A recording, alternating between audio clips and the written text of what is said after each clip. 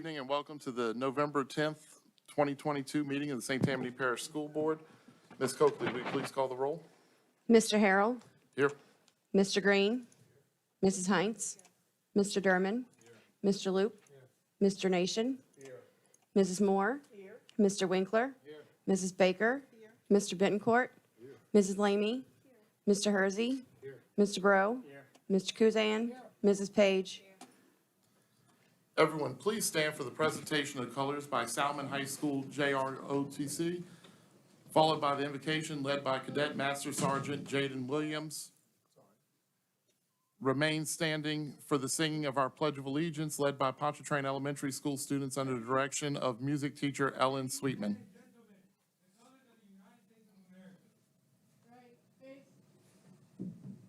Forward, march, left, left, left, right, right, left, left, left, left, right, right, left, color guard, hold, left, face, present, colors. Dear Lord, we know that freedom isn't free. A special few pay the price for us all.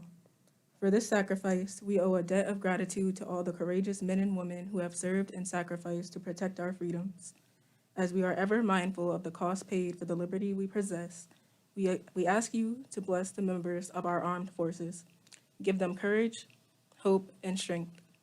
May they ever experience your firm support, gentle love, and compassionate healing. Be their power and protector, leading them from darkness to light. To you be all glory, honor, and praise, now and forever. Amen.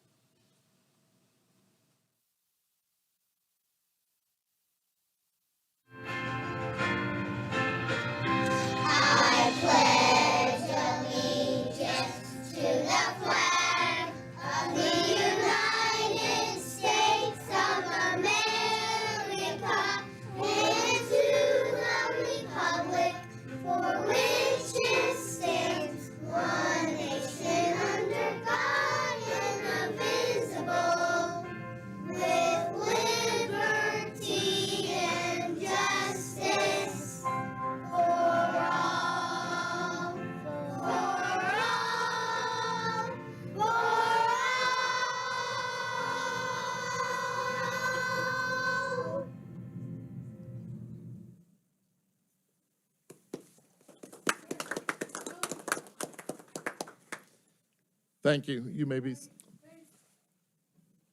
Forward, march, left, left, left, right, right, left, left, left,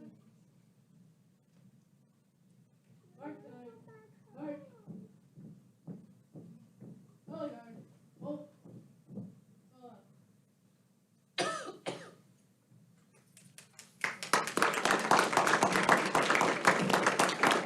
Thank you. You may be seated.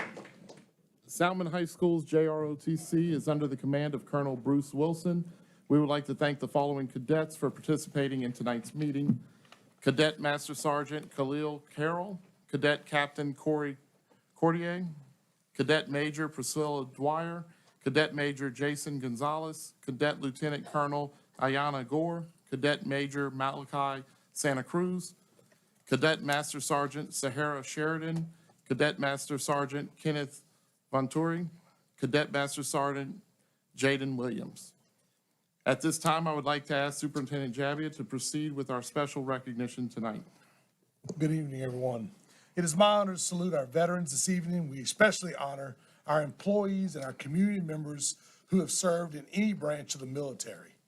In the video produced by St. Tammany Parish Public School TV, the Pearl High School Band, under the direction of Stephen Abity, will now present the Armed Forces Melody.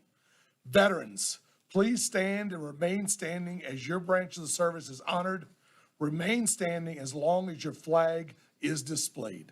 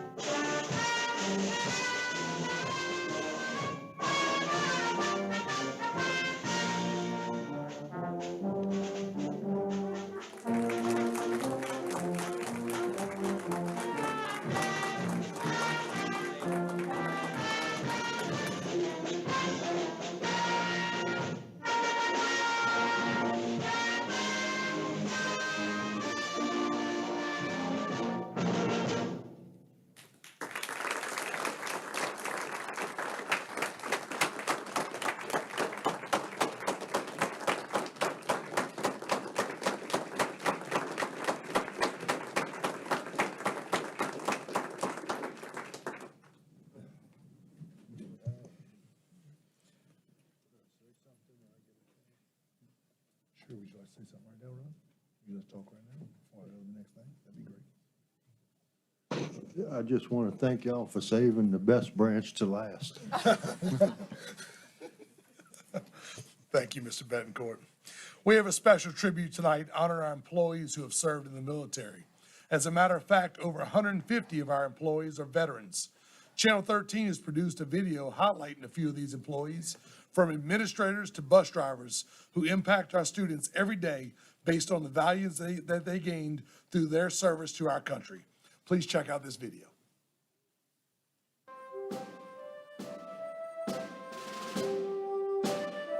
My name is Roger Ferrier. I served in the United States Air Force. I also served in the Army, National Guard. I have a total of about 8 years of service, and I loved it. I'm Catherine Patrick. I served in the United States Coast Guard. As a petty officer, I served active and reserve. My name is Steve Grimion. I served with the United States Marines, 1st Battalion, 5th Marines, 1st Marine Division, Camp Pendleton, California. I'm Officer Devron Vassar with the Slidell Police Department. I'm also a United States Navy vet.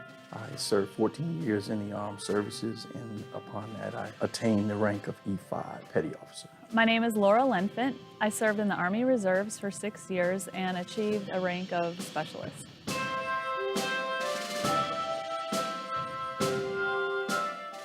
I think there are two things that Marines learn and pass on. The first is loyalty. I think being loyal to those that you work with on a daily basis, that loyalty, no man gets left behind. The second thing is that mission accomplishment. It's guaranteed that the Marines are going to get the job done. And that is something that I carry with me all the time. So one of the lessons I learned in the Coast Guard was the integrity and to be honest and to push through.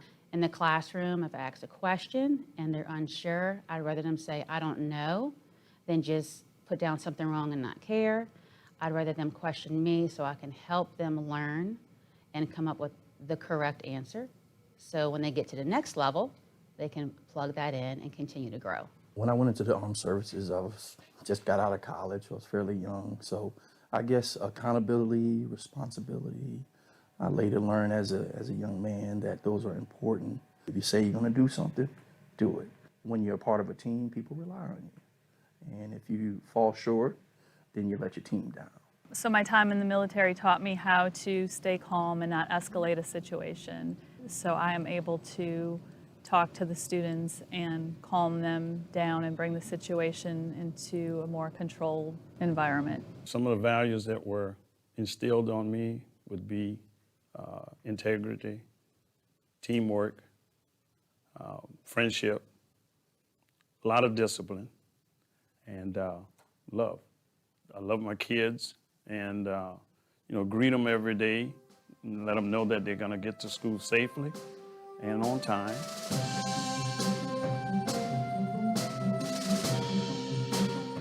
I'm very grateful for serving in the Army. It gave me a lot of good experience at a young age.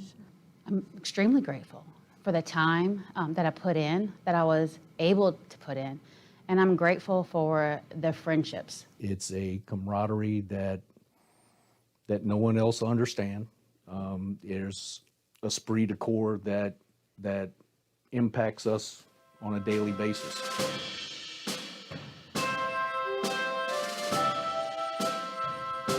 I think it's very important to acknowledge Veterans Day. There's a very small percentage of Americans who actually take that commitment on. But it's not just about me.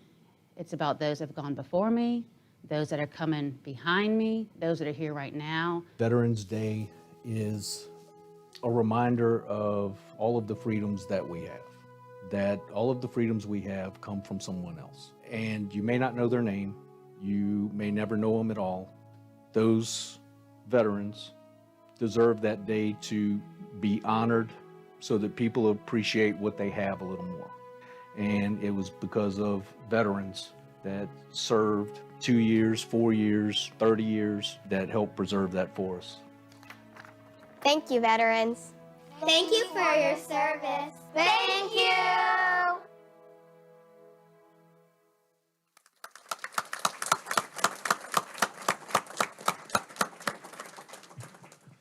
At this time, School Board Member Mr. Mike Dermott will now share a resolution to officially acknowledge our veterans.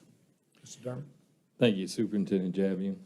It gives me great pleasure to offer up this resolution on behalf of Mr. Ron Betancourt, our only serving veteran on the board, and also to all the other veterans in our employment and in our great nation. Whereas Veterans Day will be observed throughout the nation on November 11, 2022, and on this day we honor all Americans who have served in the Air Force, Army, Coast Guard, Marine Corps, Navy, and Space Force, both in times of war and peace. And whereas we urge to recognize the sacrifice of our veterans for their courage, valor, and contributions put forth in order to preserve our freedom. And whereas there are about 19 million veterans living among us in every state and territory, and we recognize that these servicemen and women helped shape American history while serving in defense of our nation. And whereas we are extremely grateful to our school system employees who have served our country in the military, as well as to our junior ROTC instructors for their important role in the education of students and their efforts to instill a sense of patriotism in all children of the St. Tammany Parish Public Schools system. And whereas we are reminded to honor our veterans for their service, and now therefore be it resolved that the members of the St. Tammany Parish School Board acknowledge and appreciate the dedicated service of all who have served in the armed forces of this country, and encourage our schools to honor these proud men and women. Be it further resolved that this resolution be spread upon the official minutes of this board, with a copy being sent to all schools and offices within the school system to post as a sign of respect and gratitude to our armed forces. And I so move. Unanimous second.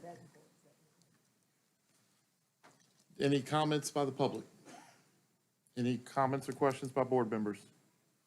Seeing none, everyone please vote.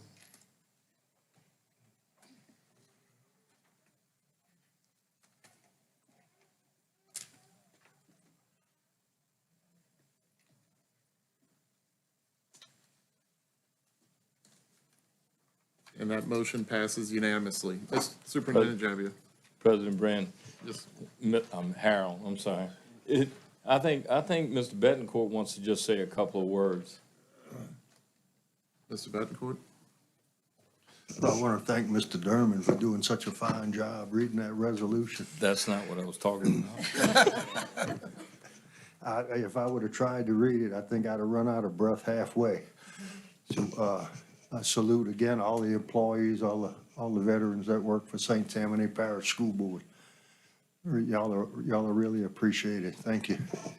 We appreciate you too, Ron. Thank you, Mr. Bettencourt. Thank you. Thank you. Thank you, Mr. Ron. Mr. Jabia? You know, since I've been an administrator and I've had the opportunity, I've always recognized one family. As an employee at North Shore High School, Matthew Powell was a former student of ours. He served in the line of duty in Afghanistan, and he lost his life in the line of duty in Afghanistan. So I always remember Matthew on this day. I always reach out to his family. I'll be texting his sister tomorrow, Tiffany, who I also taught. So I always reach out to them and just tell them thank you for their service and thank you for their sacrifice. So it's a special day, and I'll always remember Matthew as long as I live. So just a special moment.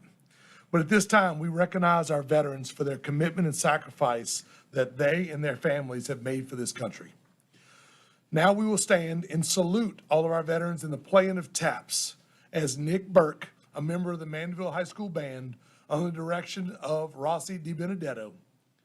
There will be no applause after the playing of taps. Instead, we will have a moment of silence for all those veterans who have gone before us to secure our freedom and to honor those who are fighting for our freedom right now. So if everybody will please join me and stand for Nick Burke.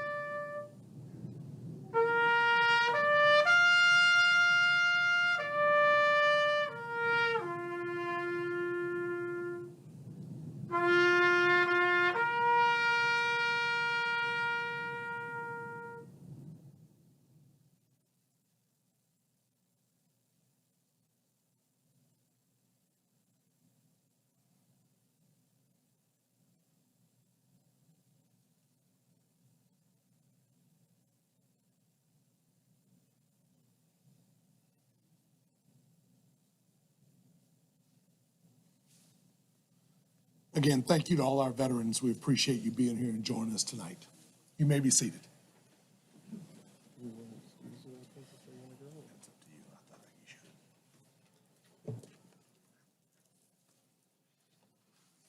And if any of our veterans would like to leave, y'all are welcome to. Thank you. Thank y'all for y'all's service.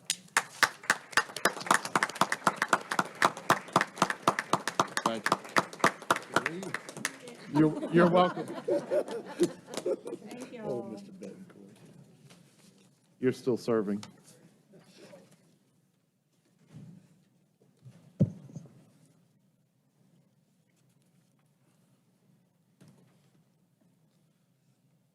All right, we have the recognition of visitors. Do we have any board members that would like to, visitors they'd like to recognize? Mr. Nation? Yes, sir. President Harrell, Superintendent Jabia, fellow board members, I'd like for everyone to join me in congratulating School Board Member District 6, School Board Member-elect Amanda Reed Martin. Congratulations, Amanda.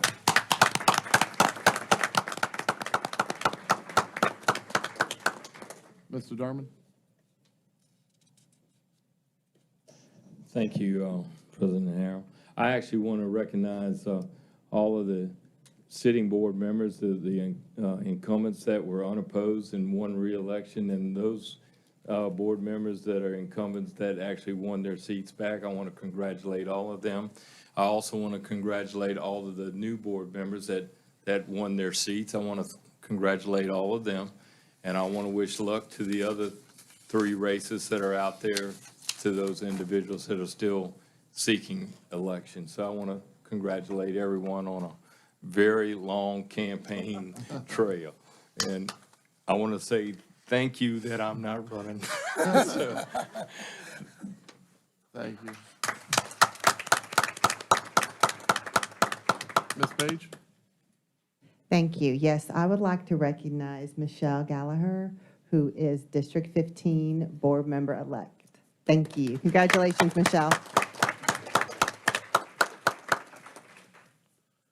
Mr. Hersey? And I'd like to recognize Michelle Hurstis, Board Member-elect, District 12. Ms. Lyman? I was just going to point out, but they left, but Councilman David Fitzgerald was one of our veterans that was here, and I noticed him when he stood, and then Ms. Page just welcomed Michelle, but I noticed that she stood as well. She's a veteran. So even though Mr. Ron won't be here next year, we'll have a veteran up here.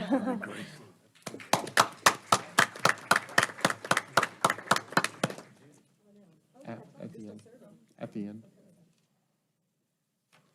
Seeing no more recognitions, Mr. Javia, would you please give us your update? Sure. Thank you all very much. First off, we want to make you aware that on Monday, we had an event at North Shore Technical Community College. It's called Maritime Monday.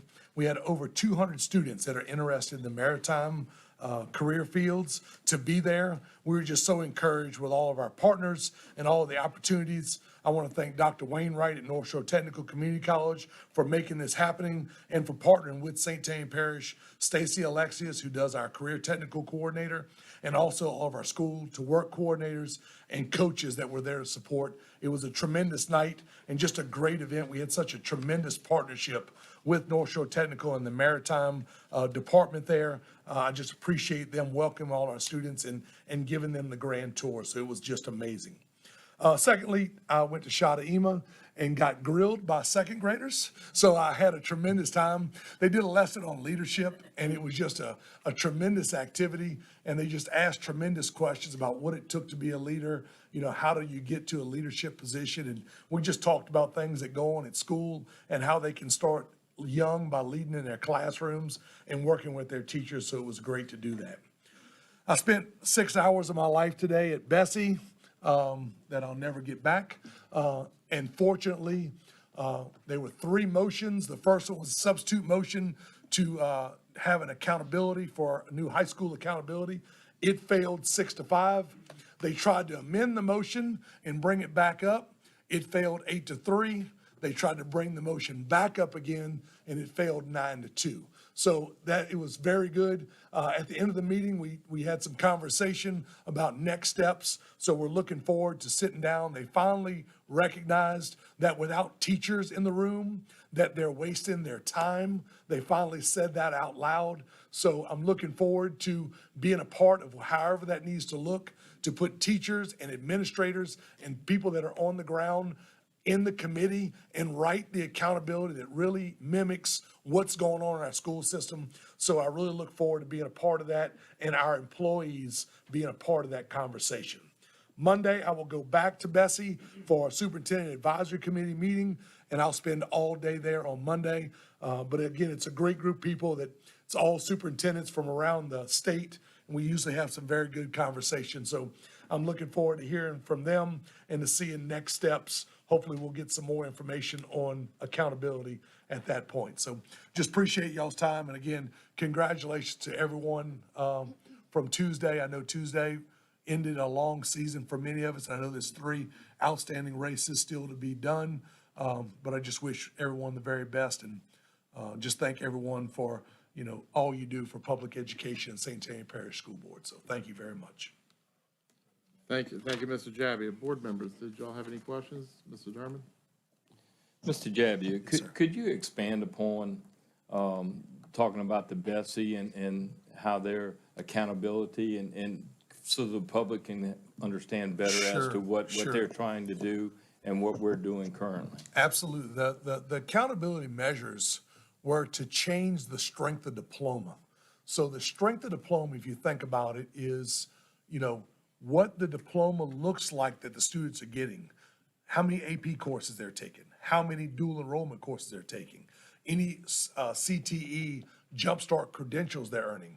What they were trying to do was to put a number on that, that if you didn't reach basically 6 hours of AP or 12 hours of dual enrollment, then you would not be fully vested and you would not earn the maximum amount of points. So it was trying to put all students into a mold. Well, that's great for students that have a tremendous focus on moving forward to a full-year university and they have maybe their plans laid out. But it's very difficult for our students that are in the arts, in music, in athletics, involved in extracurriculars. You know, one of the superintendents spoke from Vernon Parish. He gave two examples. One was a young lady who was over a 3.5 student, had a 34 in the ACT, but she was a 4-sport athlete and the student body president. She didn't have time for dual enrollment and all the extra things, but she prepared herself and she's extremely successful. Another student who had said that they were a CTE kid, that he had it in Vernon, that just did what they needed to do, but they were a hands-on kid. They earned the CTE credits, but they didn't have the dual enrollment and all the other credentials. So both of those kids would have been 50s. Both of them extremely successful, but out of 125 points, they're 50s. So they were trying to lump kids into a pot. So basically they were saying, if you had one AP class, would account to 3 dual enrollment classes. It's just not adequate. It's just not relative. It didn't have alignment. There was no alignment and progression for what was going on. Teachers were unvalued. They were going to not reward teachers for all their work they were doing. They tried to take out part of the growth component. They tried to stop and eliminate part of the growth component. That was the amendment they tried to make. So there were all kind of different things that they were trying to accomplish by attacking something that is supposed to be there for accountability. It's not there for equity and for services. It's supposed to be there as an accountability measure to show where we need to work, what we need to do a better job, not trying to lump students in and force students in to a certain mold or a certain cut. So I'm just glad the public showed up. You had about 40 superintendents, you had teachers, you had administrators, you had supervisors, community members. You had a combination of a ton of people, and they all showed up and they spoke out and they let Bessie Board understand exactly what they were doing, and a lot was accomplished today. And I was really I was moved by what happened there, because there's many times that I attend those meetings and it's done before we even get there. And that was not today. That was not today, thank God. So we're moving in a good direction. Again, they're going to sit down with people who have boots on the ground, who are working in classrooms, who understand what we're doing, and not just shooting from the hip at LDOE. So I'm really excited about what the future holds, Mr. Davis. I appreciate your explanation for everybody to understand that, Yes, in the sir. public that may be watching. I think it's very evident that not every child fits into the same exact box. Exactly. And everybody's place in life as they move forward is different. So that whole process is different for every child. And our motto is every child, every day. Yes, sir. And that looks different for every child. Every child.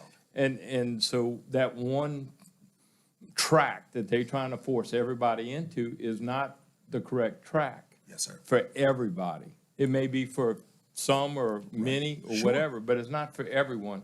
But it shouldn't penalize our system, our students, our employees, because it doesn't fit their mold. Correct. We're not trying to mold kids into a certain thing. We're trying to educate them. And that's provide what this should opportunity. be about, is education, and not about the evaluation. No doubt. So I appreciate your efforts in going up there. So you may not get those 6 hours back today, but it was worth it. worth every penny. And we appreciate you going up there and fighting for Yes, us. sir. We Thank you, Mr. appreciate Durham. that. Thanks so much. Mr. Rowe had a question. Yes, sir. Thank you. Well, I agree with what Mr. Javi and Mr. Durman said.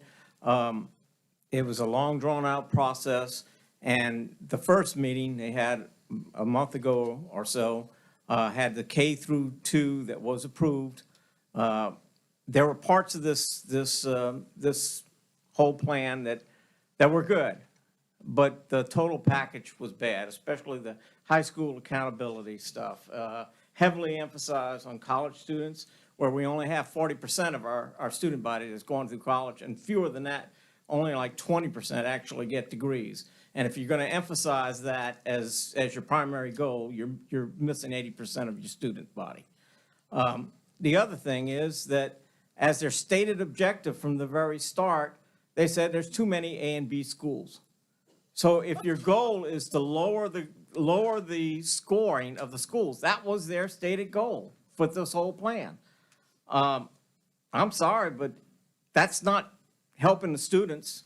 That's not reasonable as an approach to come up with accountability score just to lower the scores of the students, of the schools. Thank you. Yes, sir, you're right, Mr. Bro. Thank you, Mr. Brown. Mr. Green?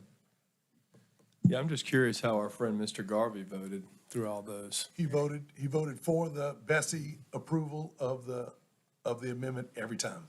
All three were yes. He Yeah. voted against the students and against the Yeah. majority, the overwhelming majority of the people said there.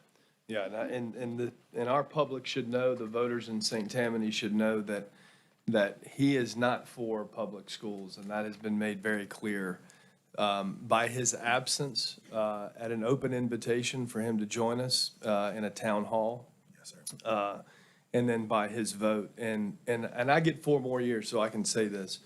The flyer that came out, if you track where those dollars came from, it's the same charter school organizations that back him, and that's what they want. If you think about the charter school setup for fast tracking kids to college, that we've said it here, and I won't say it again, but that mold doesn't work for everybody, and that's not what St. Tammany Parish Schools should be about.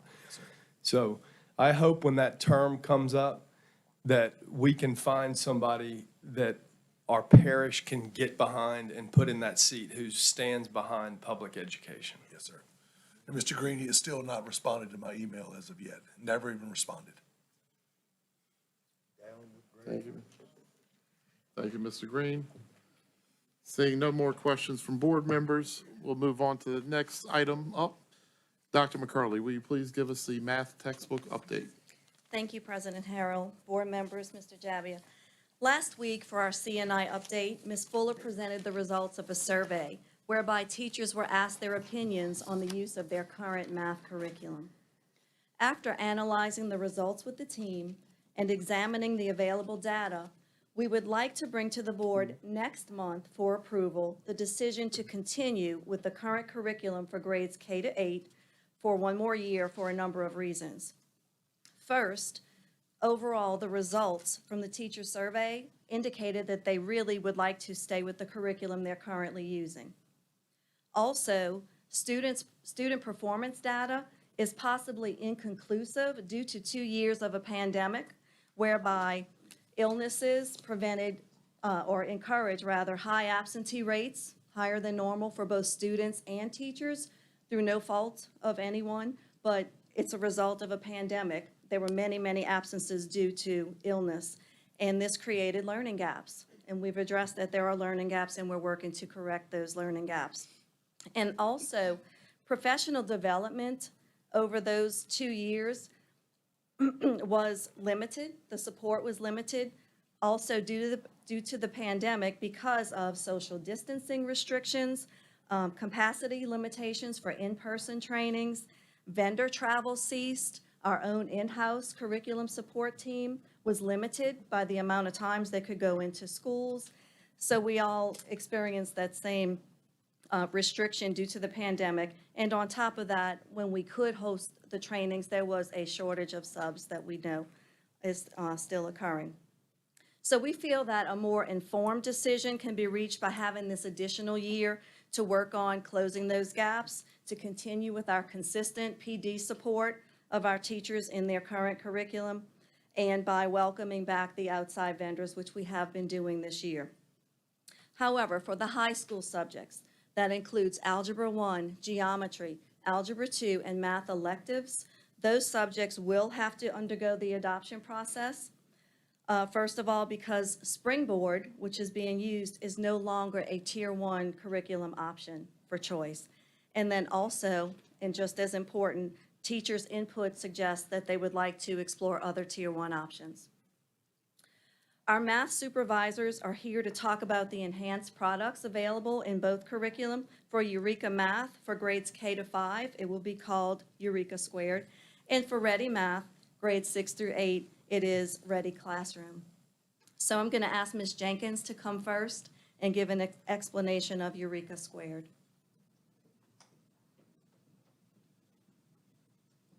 President Harold, Superintendent Jabbia, board members, I'm just going to speak briefly on Eureka Math Squared. It will continue to support the consistent math models, the aspects of rigor that are aligned to our math standards, and the mathematical coherence will be accessible across all grade levels. All enhancements for Eureka Math Squared have been developed from feedback from millions of teachers and students. Eureka Math Squared continues to offer hands-on models, digital interactives. It increases the opportunity for student discourse. It has simple, consistent language to support all readers, especially those who may have dyslexia. And all lessons are designed under the principles of the Universal Design for Learning. And Ms. Langlois will speak to Ready Classroom. K-5.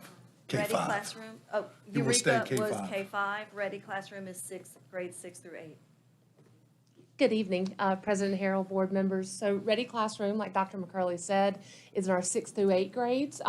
Just as textbooks go through updated editions, that's kind of what happened here with Ready Classroom. It's the updated version. There's enhancements to the grade level instruction that are provided for our teachers, as well as the prerequisite support. Some of those enhancements are enhanced digital as well as print resources. That's definitely been a overwhelming request by our teachers, and so Ready listened to teachers just as Eureka Square did. Some of those enhancements include more practice and assessment problems for our teachers to have access to, because that's something we hear is, hey, I've exhausted, I need more. I'm sure you've heard that as well. Integration with Desmos, the math tools for online, so you can use graphing calculators, scientific calculators, manipulatives, things of that nature. There's a supplemental fluency booklet that would come along to help, support our students across the grade levels in their procedural skill as well as application and problem solving. And then there's also a focus, not that there wasn't before, but a more enhanced focus on the academic math vocabulary. There's also things, adjustments to scope and sequence based on teacher feedback. That was very heavily listened to. There's enhancements in the EL support to help teachers meet the needs of all of their students. And I mentioned the extra practice assessment problems. There's interactive practice that includes those technology enhanced items that they're going to see in a variety of things, such as drag and drop items or multi-select, and just having to manipulate the computer screen to demonstrate what they know and understand about math. So we're very excited about this, and we think it's going to be a good move. Thank you. And finally, Ms. Fuller will discuss next steps regarding the timeline and adoption for the high school levels. Good evening. Last week, the question was asked about parent input regarding our current math curriculum. What we're going to do is we're going to put the videos for Eureka Squared and Ready Classroom that were attached to our teacher survey on the school website so we can seek that input from our parents. Like Dr. McCurley stated earlier, we will seek board approval next month to move forward with purchasing the following curriculum resources for the 2023-2024 school year with a one-year contract. K-5 Eureka Math Squared with premium assessment add-on, estimated costs $905,084.26. For that, it would support 18,725 students and 928 teachers, which is $48.36 per student. 6-8 Ready Classroom, estimated cost $509,678.75 to support 9,385 students and 218 teachers at $54 per student.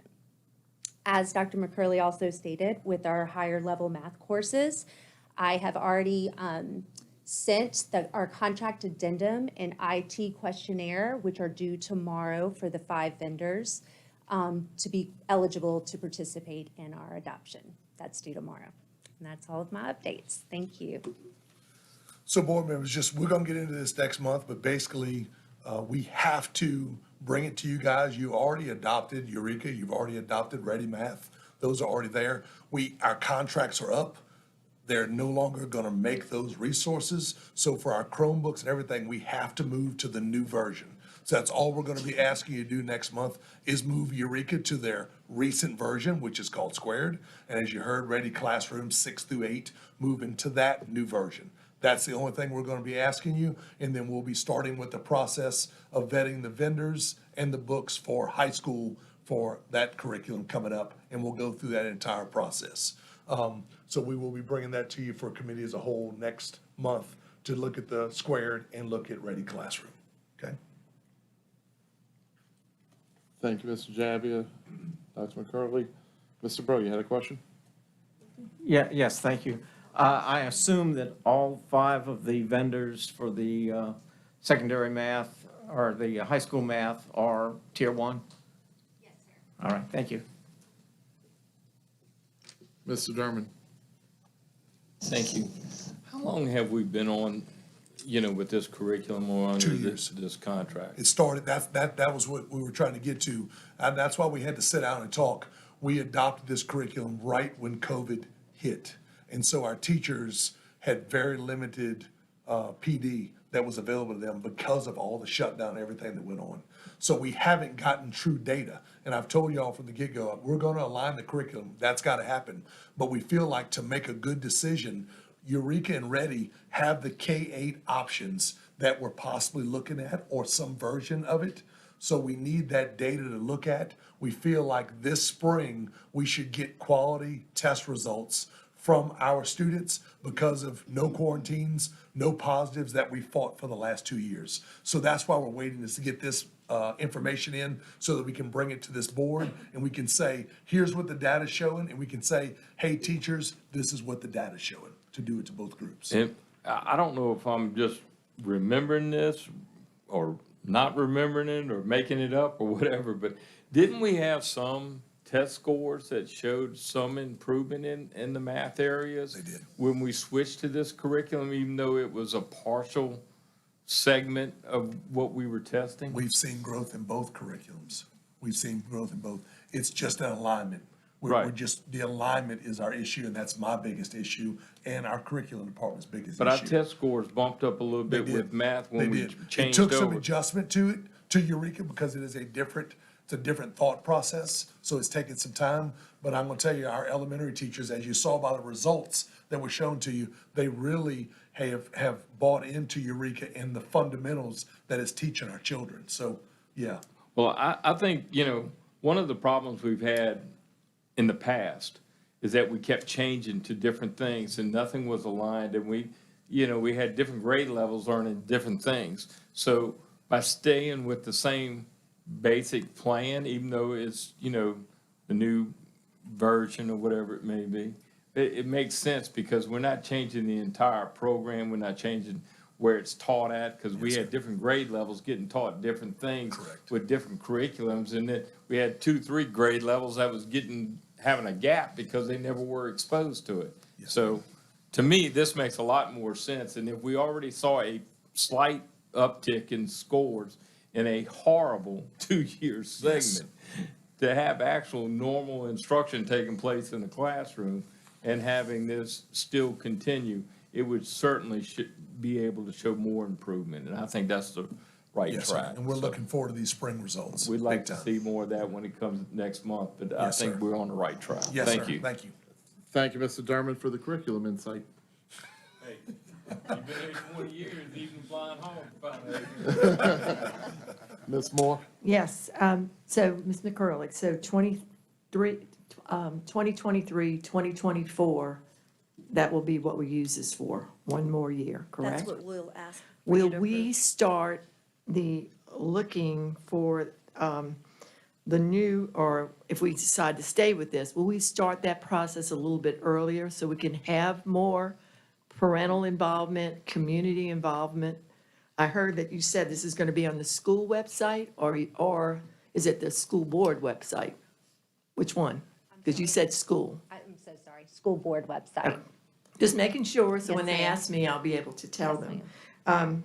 And I like the idea of more in-service training because teachers, you know, again, they were thrown with this and a lot of them, and parents are still, so maybe we can maybe coordinate stuff at the schools because the parents are not sold on this. I hear it all the time. So I want them to like what the children are doing, or at least the teachers. The teachers have to like what they're teaching because it takes something out of them. So I'm glad to hear that.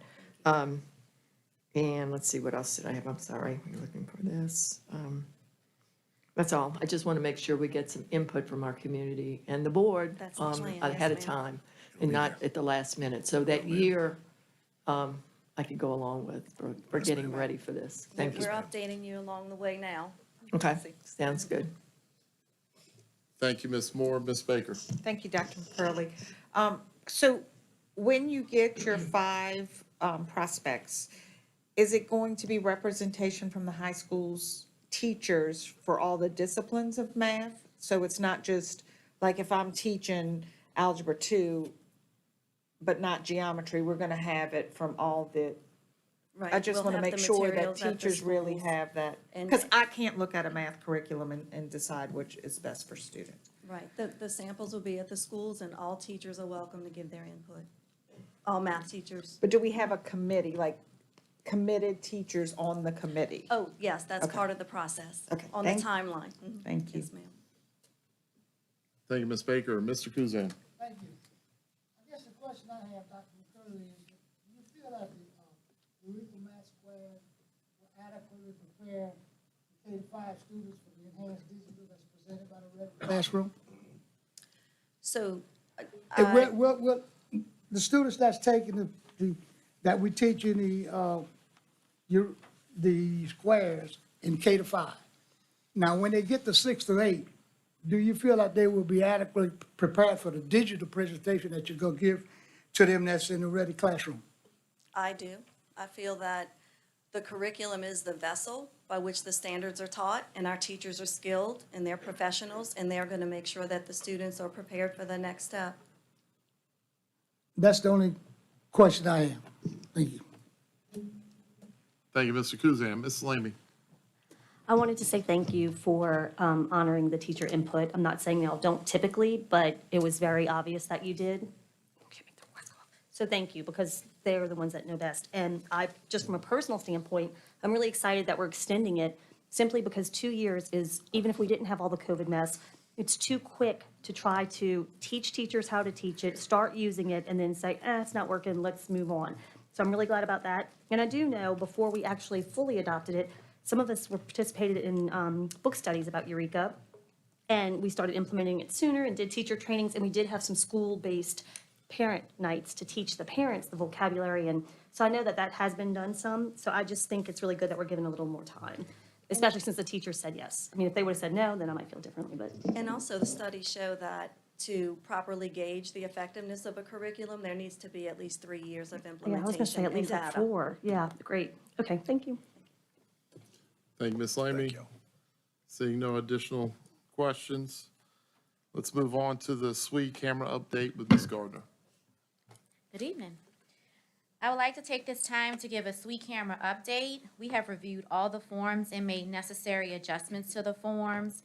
I did notice tonight that there's one little error that we'll correct before they're posted. At this time, we have 3 forms that will be used for SWE cameras, 2 that will be available on our district website for parents. The first form is the request for installation of video and audio recording. Each of you should have the forms for viewing. Once this form is completed by the parent, it should be sent to the principal. Currently, the ones you guys see says to the superintendent designee, it should say principal. Once the principal receives the form, he or she will send the parent the second form, which is an acknowledgement of request of camera installation. So once that form is sent, then the process will get rolling as far as looking at the form, looking at the student schedule, and approving or denying the form. The third form is the request for reviewing a video and audio recording in a special education classroom. This form also should be sent to the principal when a parent is requesting to review a specific incident. So those 3 forms will be uploaded to our school board website under Students with Exceptionalities for parents to be able to access. And that completes my updates. Lewis is here to answer any installation questions. Terry is here if you have any budget questions. Terry, would you Lewis, would you go ahead and talk about where we are with cameras? We've already purchased cameras. We have them on site. We have the signs ready to go. We have a training module that we will push out to, once the form is approved and we know which classroom would receive it, we'd start pulling cable, and then we would push the training to teacher, para, counselor, assistant principal, principal. Anyone with Anybody that service. would enter that classroom at that school, we would push that training to. And then we're also going to print that training out so that if a sub was to enter that room, they would also sign off on that training. So we're ready to go. Lewis has everything he needs to make it happen. So as soon as the parents get the forms, they'll be uploaded tomorrow. As soon as those requests are made to the principal looks at the master schedule of the child, make sure they give us the blessing that we're putting in the proper classroom, and we'll move forward with the installation of the cameras. So we're ready to do that. One more thing, we do have some families that completed a form. If they've already completed a form, they need to go to the website, get the form that's dated today's date, because that's the updated form with the corrections on it. Great, thank you, Ms. Gardner. Ms. Prevost, anything? I'll be bringing that budget next month, because we're required to, because it's a special revenue fund. It's a separate fund, so I'll be bringing that next month. Yes, ma'am. Thank you, Ms. Prevost. Board members, any questions? We'll start with Ms. Baker. So just to be clear, it's a 3-form process. So we have the equipment, but a parent has to request to install the equipment? That is correct. Otherwise, it's going to be sitting in a closet? No, go ahead, Lewis. No. We've purchased 10 cameras in anticipation of the request we should receive. So as we receive the request, we have equipment that we can start the process. Okay, so we install the cameras in the classroom and it's there. And then it's only good for 1 year, and then we would uninstall it and then reinstall it if a request came the following year? We would follows the child. uninstall that camera, and then if we receive a request and it was approved the following year, we'd move the wiring and the camera to the next classroom. The camera, Ms. Baker, is attached to the student, in which the camera is being requested for. Okay, and on what occasion would it not, it says an approval or denial would be sent within 7 days. On what would be the circumstance to deny it? So the law states that the student must be in the self-contained classroom for 50% or more of the day. So if we have a camera request for a student that only spends 10% of the day in a special education classroom, that does not meet the requirement for installation, which is 50% or more of their day in a self-contained classroom. So just to be clear, so I can get my head around it and help explain it. So if we have a self-contained classroom, a parent wants the camera. We may or may not install it based on the minutes of another student in that classroom? No, that No. specific student, that one student schedule will come with Form A, SC1, it'll come with that form. So we'll look at the student schedule, look at the IEP, determine if they're in that classroom, which the schedule will say is 50% or more of the day. Okay. And if they are, then the request will go through. And if they're not? This is just like the law, Yes, but it's- we're following the law exactly as it's stated. The classroom can have 20 students in it, but if one, which it will not, I mean, typically it Right, doesn't. But right. if the classroom has 6 students in it, it just takes one parent, request the form, and we're looking at that one parent request for their child. That's the schedule we're looking at. Okay. And the issue is every adult that services that classroom must be trained and must be informed that that camera is in there recording audio and video every day. Every day. All school day. So they have to sign off that it is. Not approval, just they understand that it's there. Right, so like a police officer may wear a body cam, okay. Correct. Okay, so they just are aware that the training is be Aware It's that you're, there. that it's video and being audio recorded at all recording. times. Okay, okay. And Yeah, there's that's also a reasonable. sign that's going to be placed outside of that classroom that basically says cameras and audio recordings are in use outside of each classroom that contains that camera. And I mean, I'm in favor of it. I think that it's going to be really telling for all involved. I agree. All right, thank you so much. I appreciate it. Thank you, Louis. Thank you, Ms. Baker, for your sweet insight. Ms. Lamy? My question is, so the request is for any SWE self-contained classroom, not just a classroom that, I mean, if a parent requests it, but not, it's not just for nonverbal students. It's for any, okay. Any student. Self-contained. Okay. For any student, Okay, yes. so then it says, once they request, we have 7 days, 7 school days to accept or deny. Okay, and then from that point, if it was accepted, do we have a timeline that it has to be installed by? Like, once we say, yes, it's approved, we're gonna install, do we have a, like, I know with, you know, like SBLC or the. We you don't have a timeline. As fast as IT can get it installed, it's gonna be installed. Okay, They'll have techs getting on it as soon as it's approved. okay. And then for the training, is it something that we can just push out like all the rest of our online trainings so that they can just Safe do it in a schools. That's what PD? we're gonna Okay, so do. it's not like Safe a, schools. okay, awesome, that's what I need to do. Thank you so much. Thank you, Ms. Lamy. Mr. Dorman? Thank you. I guess my question comes from the other side of this. If there are other students within the classroom, do those parents, are they made aware that there's camera, do they have to approve that there's a camera in there? No. We will make them aware that a camera is being placed in their child's So house. if they don't want their child in that classroom under a camera, do we have to relocate the No, sir. children? No, sir. If the video ever needs to be viewed by the requesting person, then it would be redacted by IT and our individuals that redact that video. So, And that, and just that's like our part of- surveillance that's cameras, part of the law? yes, sir. Yes, sir. We don't need, all we have to do is in-service and signage is what our requirements are. Okay, That's it. for our employees, for any- the yes, adults. For the adults, correct. But what, restate what you said about the other parents? We do have to notify them that a camera's being placed in the Right. child's We just have to classroom. notify them. We just have to Correct. notify them. We don't have to That's give their it. permission. Okay, and that's part of the law. Yes, sir. Okay. Thank you, Mr. Dorman. Ms. Moore? Yes. Self-contained, let's say we have severe profound class that has six kids in it, be a lot.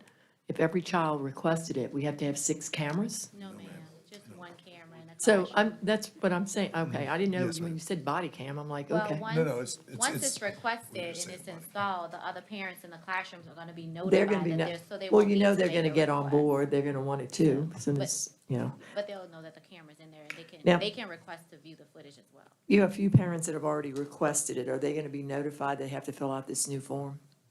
Yes. Thank you, Yes. I appreciate that, thank you. Thank you, Ms. Moore. Ms. Page? Thank you. Ms. Gardner, I just have a question. So if I have a student that is in a self-contained classroom, you know, for over 50%, and I don't want him to be videotaped, I guess I just want to make sure that we're preparing ourselves for that question. You know, I'm notified, I received a phone call from the special education teacher that says that my child is going to be videotaped. I have some concerns about that, and I want to make sure that we're thinking about that too. Yes, we are, and I've received phone calls about that already. Okay.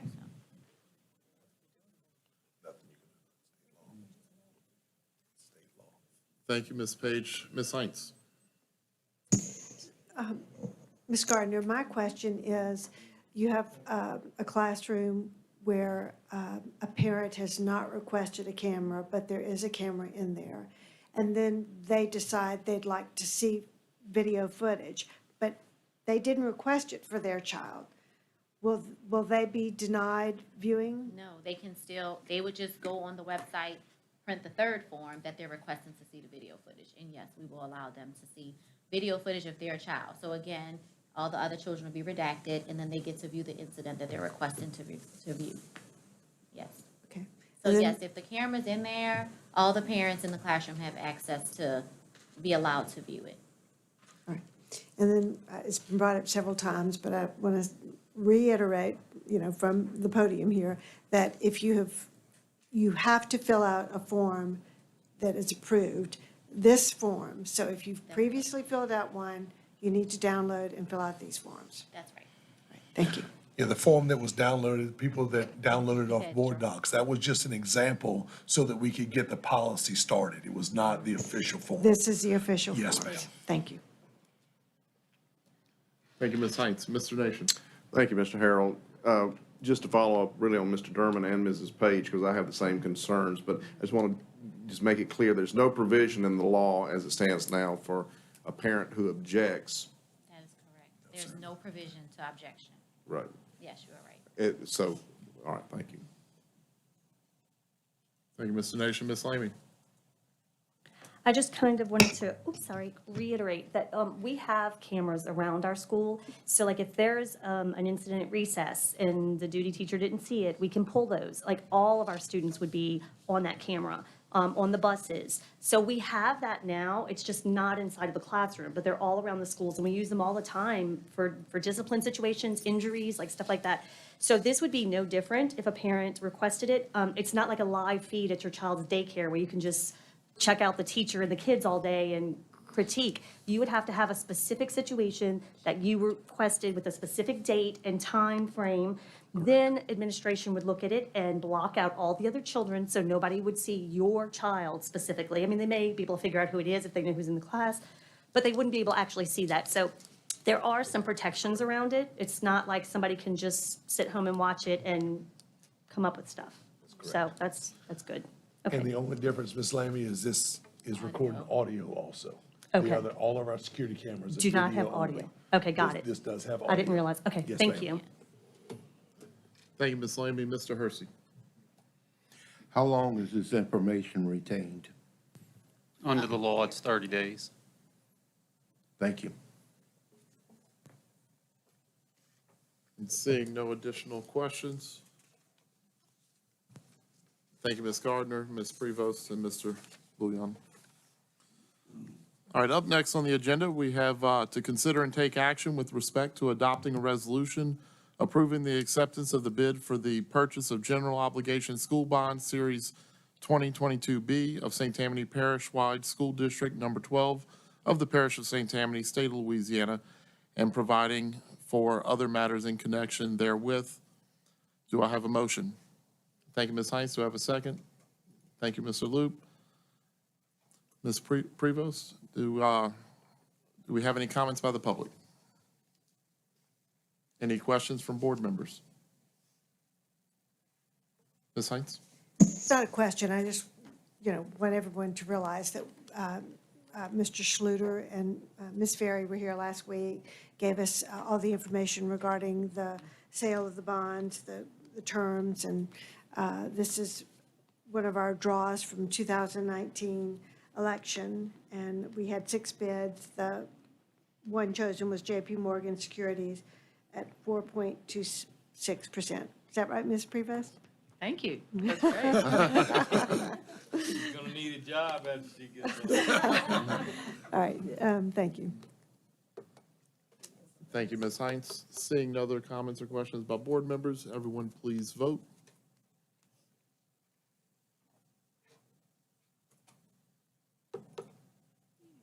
And that motion passes unanimously.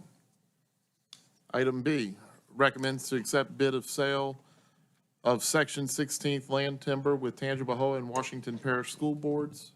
Do I have a motion? Mr. Derman, do I have a second? Mr. Kuzan, do we have any comments by the public?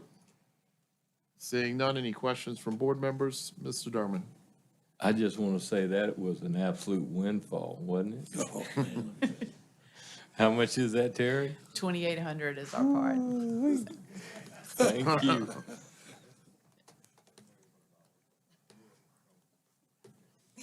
After expenses. Yeah. All right, seeing no additional questions, everyone please vote.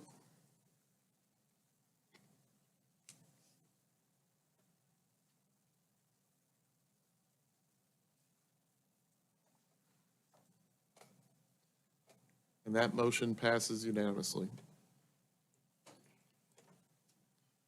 Item C, recommends acceptance of the final revised budgets for fiscal year 2021 to 2022.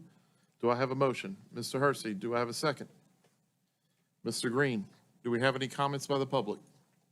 Any questions from board members? Ms. Heinz? Why do we have a replacement? Yeah, I had a little formula error in 2 of them, so I thought I should correct it. Okay. So, but the numbers don't change. It was just, it didn't add down on 1 column, so I corrected. You did notice it? I'm so sorry. Yeah, just an oversight, so that's corrected.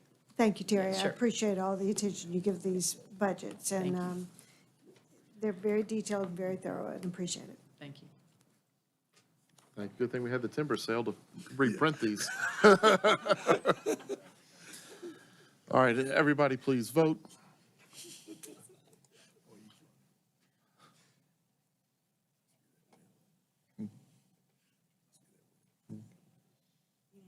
And that motion passes unanimously.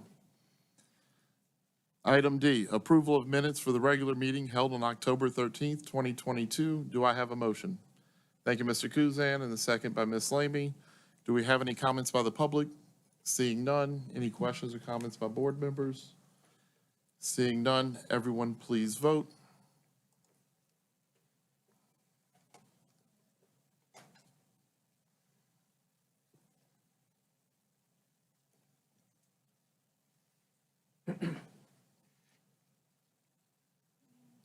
And that motion passes unanimously. Item E, the appropriate retirement resolutions for the following certificated personnel subsequent to October 13th, 2022. Mr. Kosei, would you like to announce? He's deferred. Man, I just saw the shine. I got lost. Mr. Alfonso. Thank you. Appropriate retirement resolutions on the following certificated personnel subsequent to the October 13th, 2022 meeting. Maria R. Rupert, Bayou Woods Elementary, 30.27 years, all in St. Tammany Parish.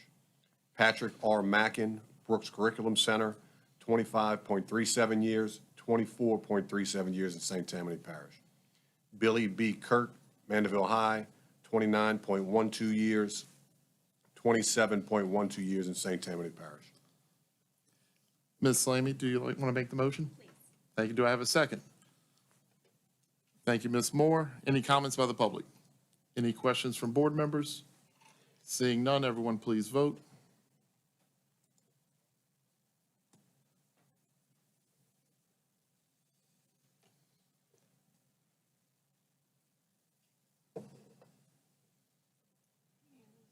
And that motion passes unanimously.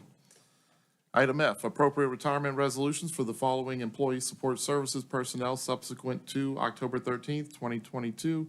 Mr. Alfonso. Thanks again, President Harrell, Superintendent Jabby, and Board. Appropriate retirement resolution in the following employee support services personnel subsequent to the October 13th, 2022 meeting.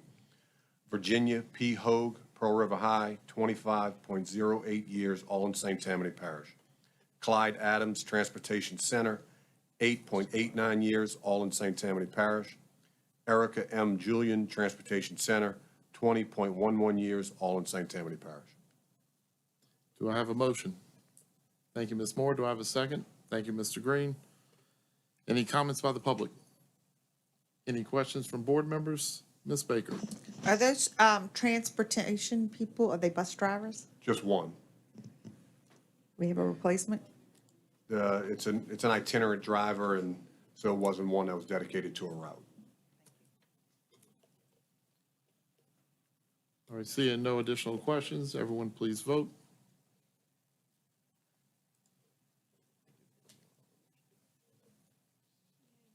And that motion passes unanimously. And up next, we have the approval of recommendations from the Committee as a Whole meeting for Human Resources and Education held on November 3rd, 2022. Chairman Green. Thank you, President Harrell. The Committee for Human Resources and Education met on November 3rd and recommends the following: that we accept a resolution of the St. Tammany Parish School Board declaring its official opposition to the use of critical race theory and other race-based training, curricula, and methodology in public education. I so move. Thank you, Mr. Green, for the first, and Mr. Nation for the second. Do we have any comments by the public? All right, we'll just go left to right. Mr. Osborne.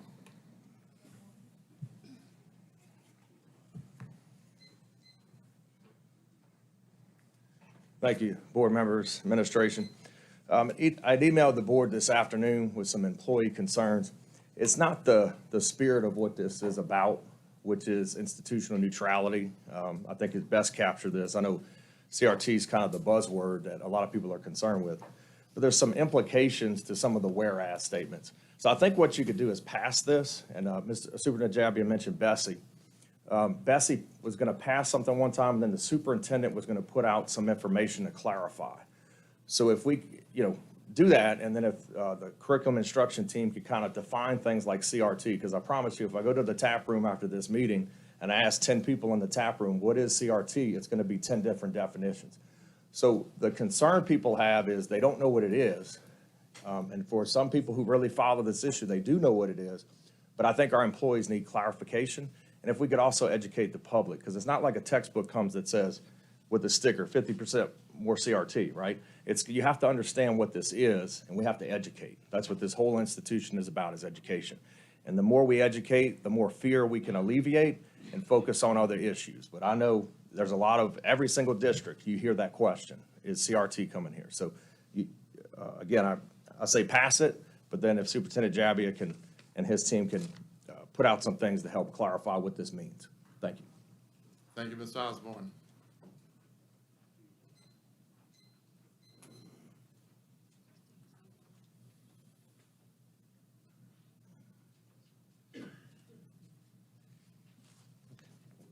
Good evening, board members. I'm Matthew Allen, former teacher for St. Tammany Parish School Board. I retired in 2020. And while I'm not opposed to the spirit of the resolution, every professional teacher would agree in neutrality in their teaching. And that especially the critical race theory is not developmentally appropriate for the K through 12. But this resolution is so poorly written that it should be dismissed by this board. I'd like to thank Mr. Loop and Ms. Lammy for voting against it last meeting. And to all the members who abstained, I believe all of y'all were ex-educators too, ex-teachers. But as a retired teacher, it's so poorly written, I'd have to give it an F. Oh, wait, I'm sorry, teachers are now discouraged from giving failing grades to game the state school system, state score system. So I have to change it to a D. This resolution is so full of holes, it should be written on a slice of Swiss cheese. The way it is written is an example of poorly implemented policy that contributes to your teacher shortage. It is tone deaf to the needs of the students, parents, and teachers, and the education system as a whole. The biggest issue I have is a lack of clarity about what the school board expects of teachers. There are no definitions nor guidance for the generalized catchphrase, CRT, and all related euphemistic surrogates. Without defining these terms, the school board is leaving the teachers out to hang to dry, pardon me, while trying to determine what is meant and what can and cannot be taught. By leaving so much up to the interpretation, it places even more stress on the teachers who do not want to lose their job by inadvertently teaching a forbidden topic. It also leaves the school board open to picayune complaints and lawsuits because of this lack of clarity. There are more problems with the document, but that's all the time y'all give us. Professionally trained teachers do know what is best and not to unduly influence. Thank you. I appreciate the time. All right, who else would like to speak? Yes, ma'am. Mr. Copel, you'll be next.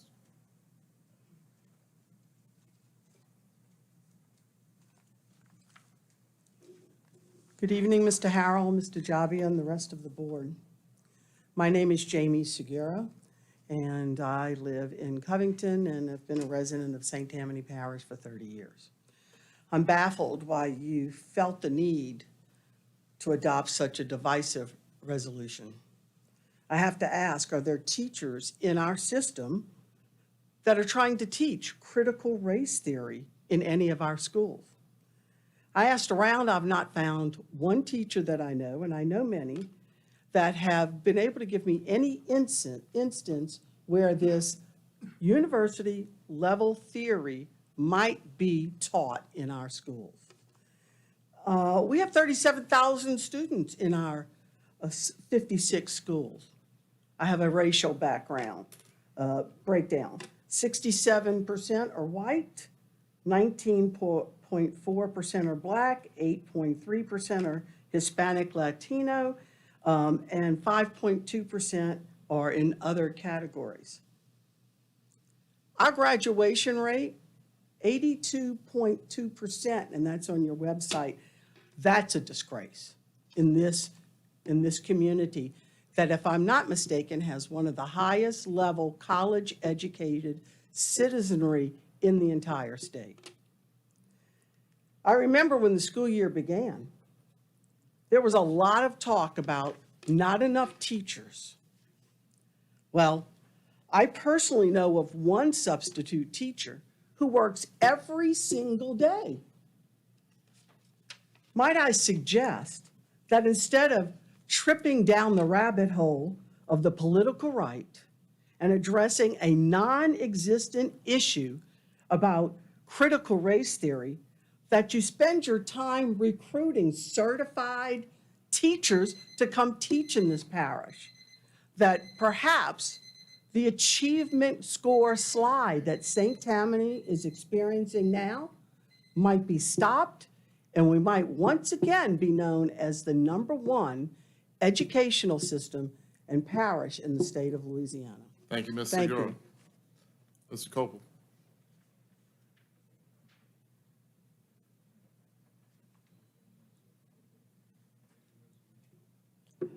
I do support this resolution. I want to thank you guys for bringing it up. If you don't think there's an issue with it, there was a teacher at the school that I used to work at before I was fired that signed a pledge to vow to teach critical race theory, and it was published on the news. That teacher is still teaching today, and some of her colleagues are on Facebook right now crying because they won't be able to talk about this topic in school. These screenshots are going to be around for a long time, and I'm probably going to publish them tonight. So it exists in our schools. But if you don't know what critical race theory is, just look up Derek Bell. He wrote the book on it, and that's going to give you everything you need to know. It's very divisive, and I want to say it's not about stopping the teaching of Black history. We actually don't teach enough Black history, because what is true Black history? Does anyone know about Charles B. Brooks, who invented the first self-propelled street sweeper in the late 1800s, a Black man, inventor? Katherine Johnson was a Black woman that completed the calculations that sent astronauts into orbit in the 1960s and helped put the first man on the moon, a Black woman, in the 1960s. And Ben Carson, a Black man that performed the first successful separation of conjoined twins who were attached at the back of the head. And not to forget Barack Obama, a Black man that was elected president. I tell you that no one chooses what color they are born as. Being Black is not a handicap in life. You can be successful. I didn't choose to be white. Wasn't my choice. I probably would have chose something different, quite honestly. But it doesn't make me automatically racist because I am white. And being Black doesn't automatically make you a loser. And that's why I support this. We do need to ban the teaching of critical race theory and teach true Black history. Thank you, Mr. Copel. Any additional comments from the public? Mr. Johnson.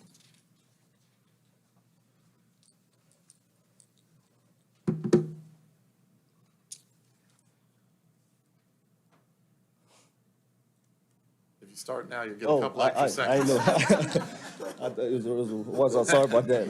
Good evening. I know if I was waiting on him, he was waiting on me. Good evening, everyone. Young lady spoke candidly and openly and directly, and I agree with her. This is a collegiate level course. And we have a resolution about something, and he may have spoke about it, or maybe taught in the schools, but we live in this bubble in St. Tammany Parish and have been since I was a child for some odd reason. And we don't like to address uncomfortable conversations. We don't like to have them. We don't like to learn from each other. It doesn't have to be about a fear of being white versus Black or anything of that nature. It's about understanding the individual that you're sitting next to, that you're living in the same country and the world with. And the biggest thing that disappoints me is that We have real, true issues in our parish, and I promise you, this is not even topping top 10. There's kids in this parish who have lost their parents to where their father drove to kill their mother and then killed himself, and they have trauma to deal with. We don't have enough mental counselors in the parish. We don't have enough individuals that's truly caring about the kids, and we worried about critical race theory. We have kids that go to school for nourishment during the day. We have kids that don't have clothing. They worry about bullying and online social media bullying. We have so many more issues, and we are worried about something that's not here or that may have been addressed once or twice, and you can address that directly. But to create a resolution for something that's so minute, in my opinion, is a waste of our time, energy, and effort. We have so many other things. Last time I checked, CRT was not here when we were ranked 18 now, unless we came here 4 or 5 years ago or 10 years ago, last time I checked, lowering our test scores and so much more.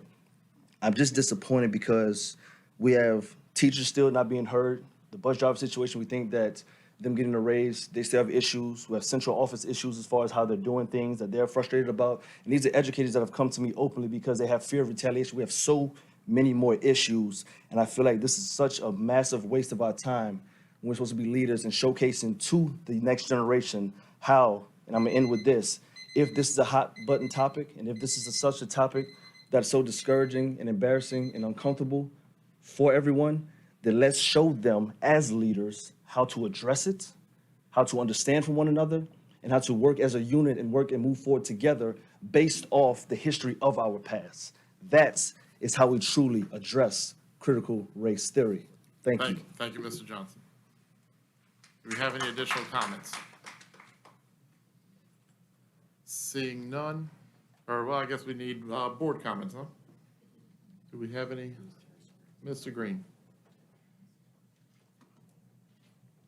Thank you, President Harrell. I feel it's important that I address this. I think in introducing this resolution, it was to be very clear that where St. Tammany Parish and this board stands on critical race theory and however you define that. The public, and this is a vast majority of public and voters in our parish, are against whatever they believe critical race theory is. And while this resolution addresses critical race theory and a bunch of other things, I think it's a start, and I think it's something that we should approve. But I kind of liken it to a scene in Armageddon, if people have seen this movie with Bruce Willis, and he goes into NASA with his motley crew of oil drillers, and they're given this big machine that they're supposed to land on this meteor. And Bruce Willis and his team start going through it and ripping out parts of it that don't necessarily need to be there. Parts in this document that talk about teacher autonomy and their ability to teach to individual students. And that's not the spirit of this resolution. In fact, the reality is I think that what we're trying to accomplish in this resolution can be said in probably 2 paragraphs of it. It says, whereas critical race theory and all related, I can't even, euphemistic surrogates, why even put that in there? What is that? Critical race theory and all, and shall not be advocated in any form in St. Tammany Parish. And then there's a 3rd paragraph, whereas public education properly designed includes age-appropriate exposure to history, philosophies, and structures would comprise the American experience. Pertinent instruction, and this is kind of how I think about critical race theory. Pertinent instruction regarding history of racism and inequality in America should not purport to deliberately undermine race groups, student family values, religious beliefs, or founding principles. And then you can end this resolution and spread it across wherever you want and drop it from a helicopter.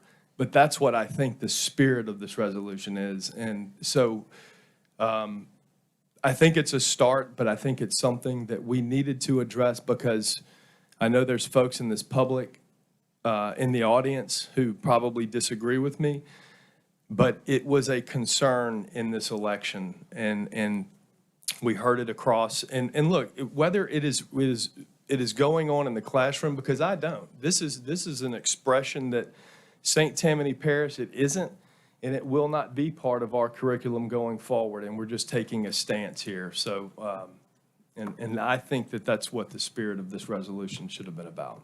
Thanks. Thank you, Mr. Green. I can tell you 4 years of gifted English. I think related euphemistics, surrogates is synonyms for CRT. Just a guess. Any additional comments from board members? Mr. Kuzan. First of all, I'd like to say that I worked in this parish over 50 years. And if we have any such problems like this, it needs to come before this board and address it. And as I've said, I haven't seen any of these issues that's been presented to me. I don't think we need to address issues that we don't have problems with. If we have problems with it, then let's address it. But when you submit resolutions about issues that we don't have problems with, that creates problems. That's all I got to say. Thank you, Mr. Kuzan. Ms. Lamy. First, I want to say thank you, Mr. Green, for sharing the premise behind it or the spirit behind the resolution. I think that was very important, and I appreciate you clarifying that. I'm being genuine. I appreciate that.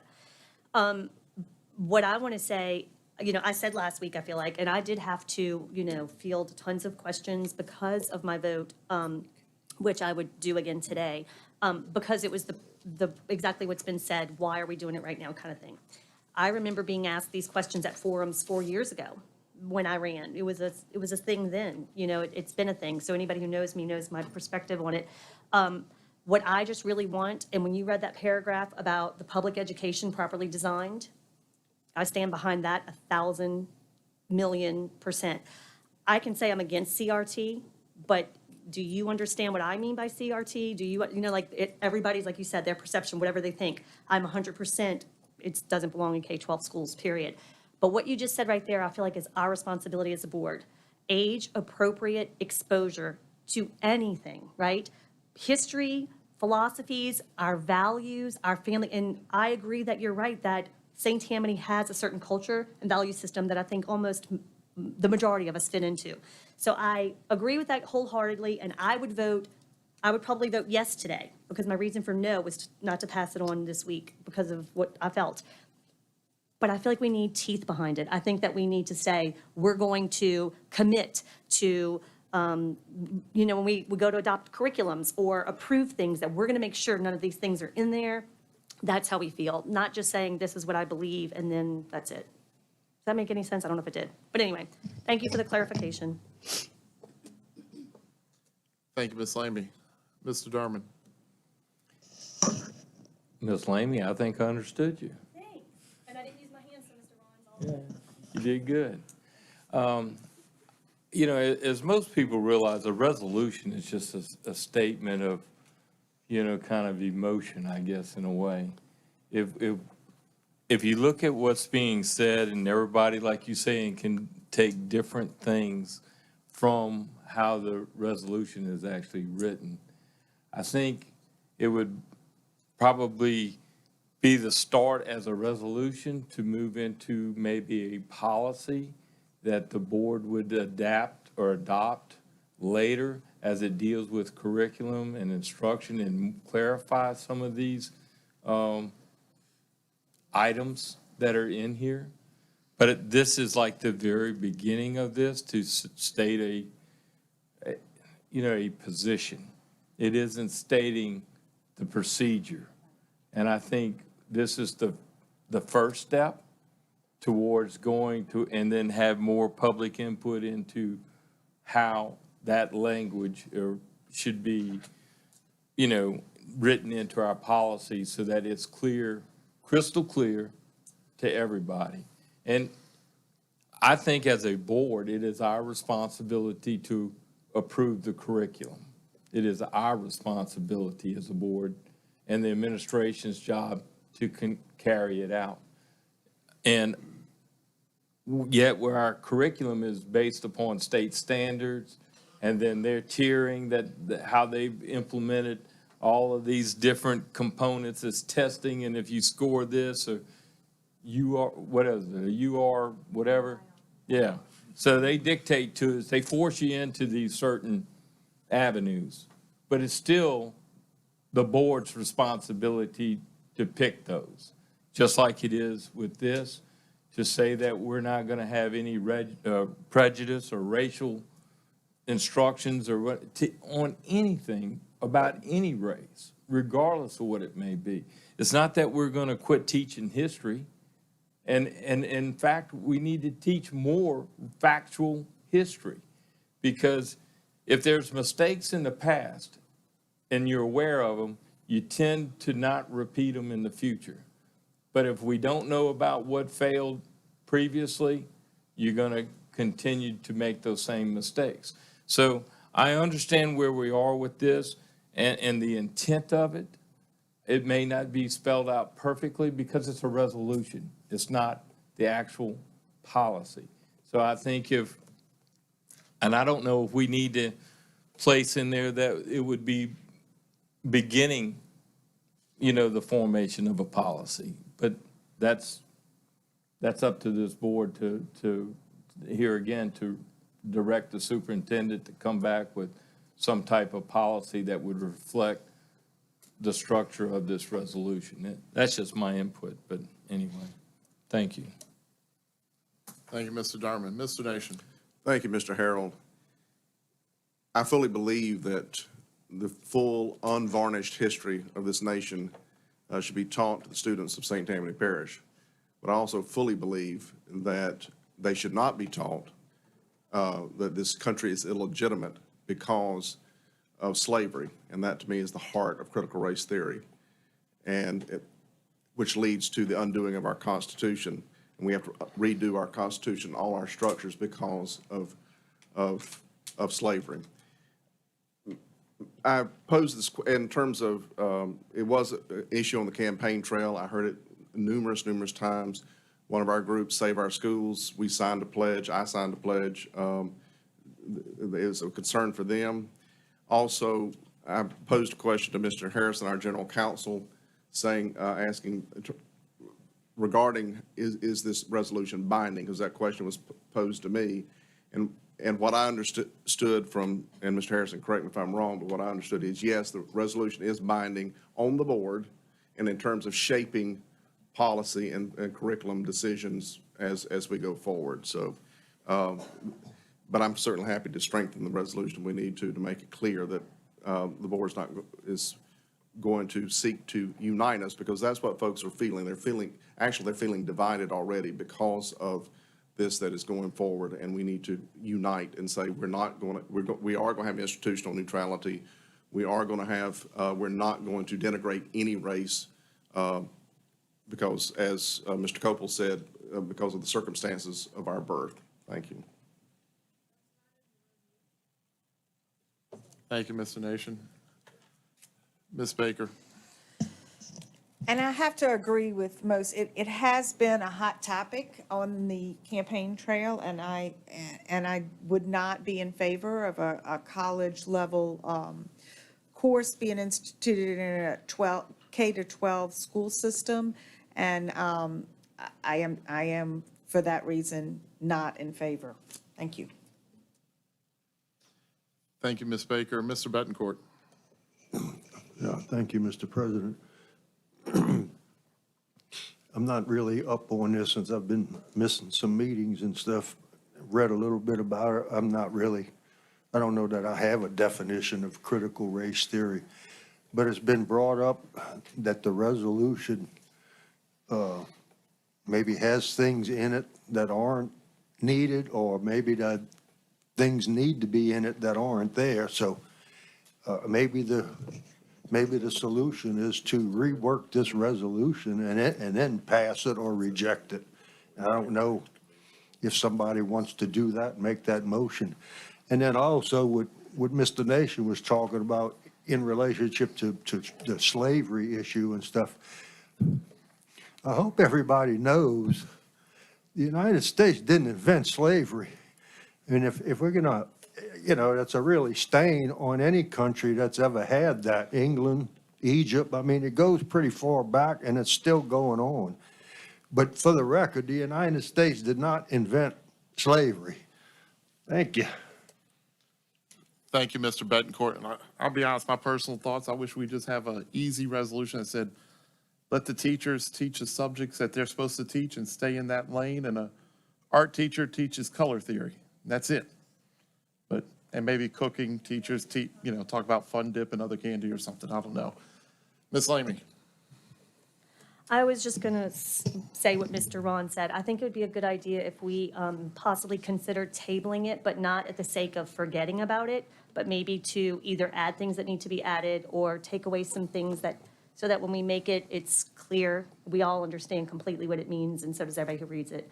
So it's just a thought. I'd be willing to do that. I don't know how, I make a motion that we table this and put some more time and energy into rewriting it and then bring it back.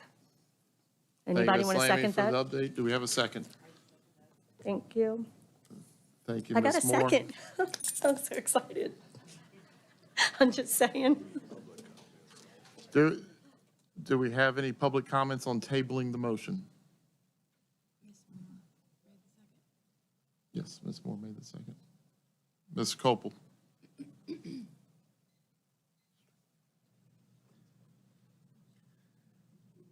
I'm afraid that if you table it, it will get washed away and forgotten about forever, especially with the holiday coming up and the new year. I think it's simple enough. You guys can come up with a phrase, paragraph, you can cross out something, you can add something. I suggest you do that tonight. Be very specific. If you want neutrality in the classroom, put that in there. Make it very specific. I think you should do it tonight. That's all I have to say. Thank you, Ms. Coble. Mr. Osborne.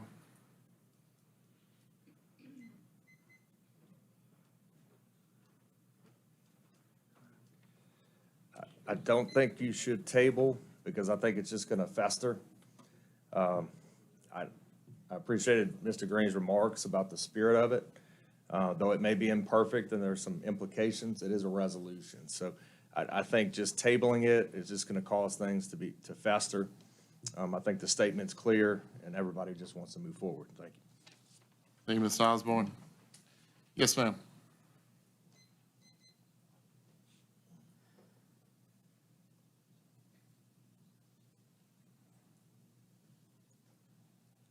I absolutely abhor the resolution as it stands. But I think that if you table it tonight and really work on what this board and this parish and what the true meaning of critical race theory is, and define that in the resolution so anybody who reads it knows what it is you stand against. Every one of you have admitted that have spoken, you don't really know what critical race theory is. Nobody's actually really stated it. It's not about slavery. So that's not part of this. It's about institutionalized racism.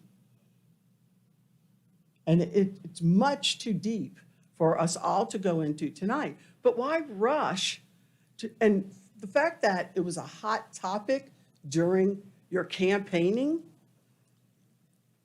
well, that shouldn't make a difference to you. Tonight, you're not here as someone who's running for office. You are the school board right now for the school system. Every curriculum gets approved, right, before it goes into a classroom. How does anybody teach something that's not approved? So you're going to approve whatever curriculum is in our classrooms. Critical race theory, if it comes up, don't approve it.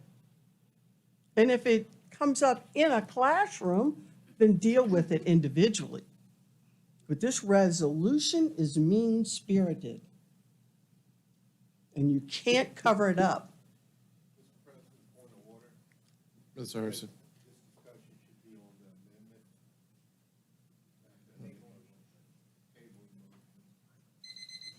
Thank you, Mr. Hersey. As Mr. Hersey pointed out, the comments will be on the, just the tabling of the amendment. It's very quick, just as she said. Education is the biggest thing. Just on tabling, not on. I know.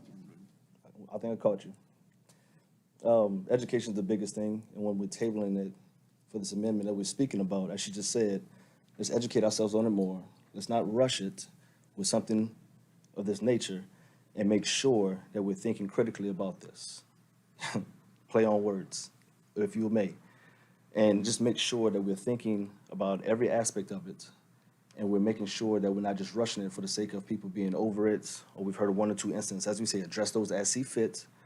But when we rush this idea of making a decision tonight, if there's holes in that people have spoken on, I just think that that's something to take into consideration and something to really think about as far as something of this topic. So that's my biggest thing. I feel like just with a lot of things, we're rushing to be able to satisfy that.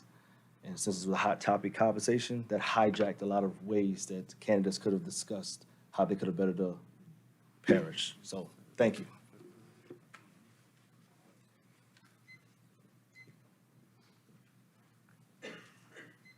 Hello, Board. My name is Amanda Everts. I work with Turning Point USA, specifically with high school students. And so my comment on this is that everybody who has spoken in opposition to this, their main statement was, we have so many other things going on, why are we putting time towards this? And this is literally putting more time to it, which is fine, but just wanted to point that out. And I've studied critical race theory all the way back to Mao Zedong, which is, if you're not familiar, that's from Communist Revolution China, a very long time ago. This theory is very in-depth, and it's a lot to comprehend and understand, which I applaud you for trying to do and push you to do it more. But again, everybody who is in opposition to this has stated that there are so many other issues, other pressing things going on, and yet they still want to put more times to it. So this needs to be addressed now. This needs to be shut down. Critical race theory does not belong in our schools, period. Thank you. Yes, sir.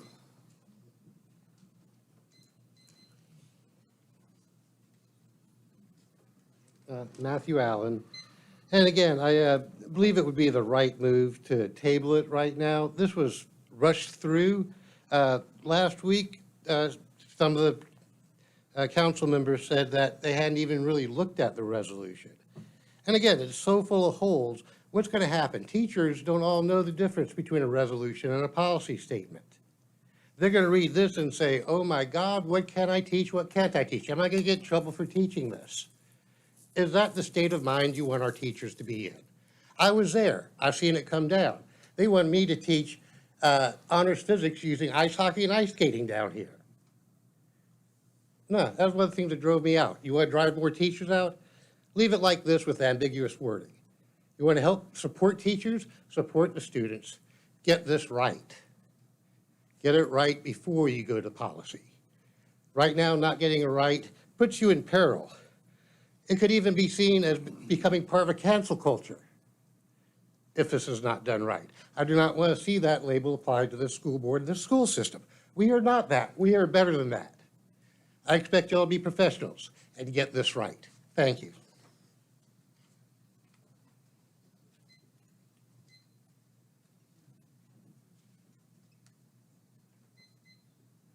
Lee Barrios. Just want to make a technical point. In the past, it's always been, I don't know if you call it traditional, but the practice of the board, when they write a resolution, the resolution represents the feelings of the board, not individual people on the board. You all obviously don't all agree on this, so I don't see how you can pass a resolution of the board.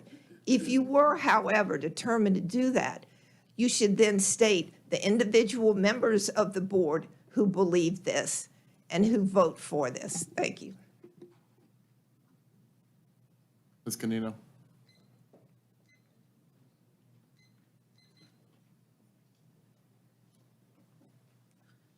Kathleen Canino, Covington. I don't know if y'all have had any experience writing laws, but when you do write the laws, you have to define it, and I think that's what's missing here, is whether you decide to pass it or not tonight, it needs to be defined as to exactly what it is so that it's not left up to interpretation for everybody. Because it, like you said, different people, it means different things. So I think we need to define it more before it's passed. Thanks. Thank you, ma'am. Any additional comments? Any comments by board members? Mr. Betancourt. Well, as this has been going on, two things crossed my mind. We could make the previous tabling specific to next month's committee as a whole meeting, which would put a definite timeline on it as opposed to it's just out there somewhere. And then my other thought was, in a little over a month, there's going to be at least 8 new board members sitting up here. And I just was thinking, you know, is it more appropriate to table this thing and let the new board discuss, and I'm sure there might be some different ideas or whatever with all the new members, and perhaps have that new board finalize a resolution or possibly make some kind of a policy. Then you start thinking, well, you know, can a brand-new board do something like that? They have to have a few months under their wing, you know, to get things done. Because I remember when I was first set up here, John Lamarck told me to sit here, shut up, and listen for a year and, you know, learn what the heck's going on before you start mouthing off or anything. So that's the things that have popped into my mind. You can table this to next month, perhaps, you know, get it dealt with by rewording this resolution, or maybe the wisdom decides that let this new sitting board contemplate this issue and come up with something. Thank you. Thank you, Ms. Betancourt. Ms. Lamy. So listening to the public input, it makes me not want to table it, simply because I don't want more division. That's a part of what I mean, our opinions of what we feel and believe are not going to change. What was going to change was the way we worded it to make it clear for everyone. And all we're doing is saying, this is how we feel. I do feel a policy should come in the future. And I feel like we need to talk about that and figure that out, whether it's with the new board members or if it's with the current board members.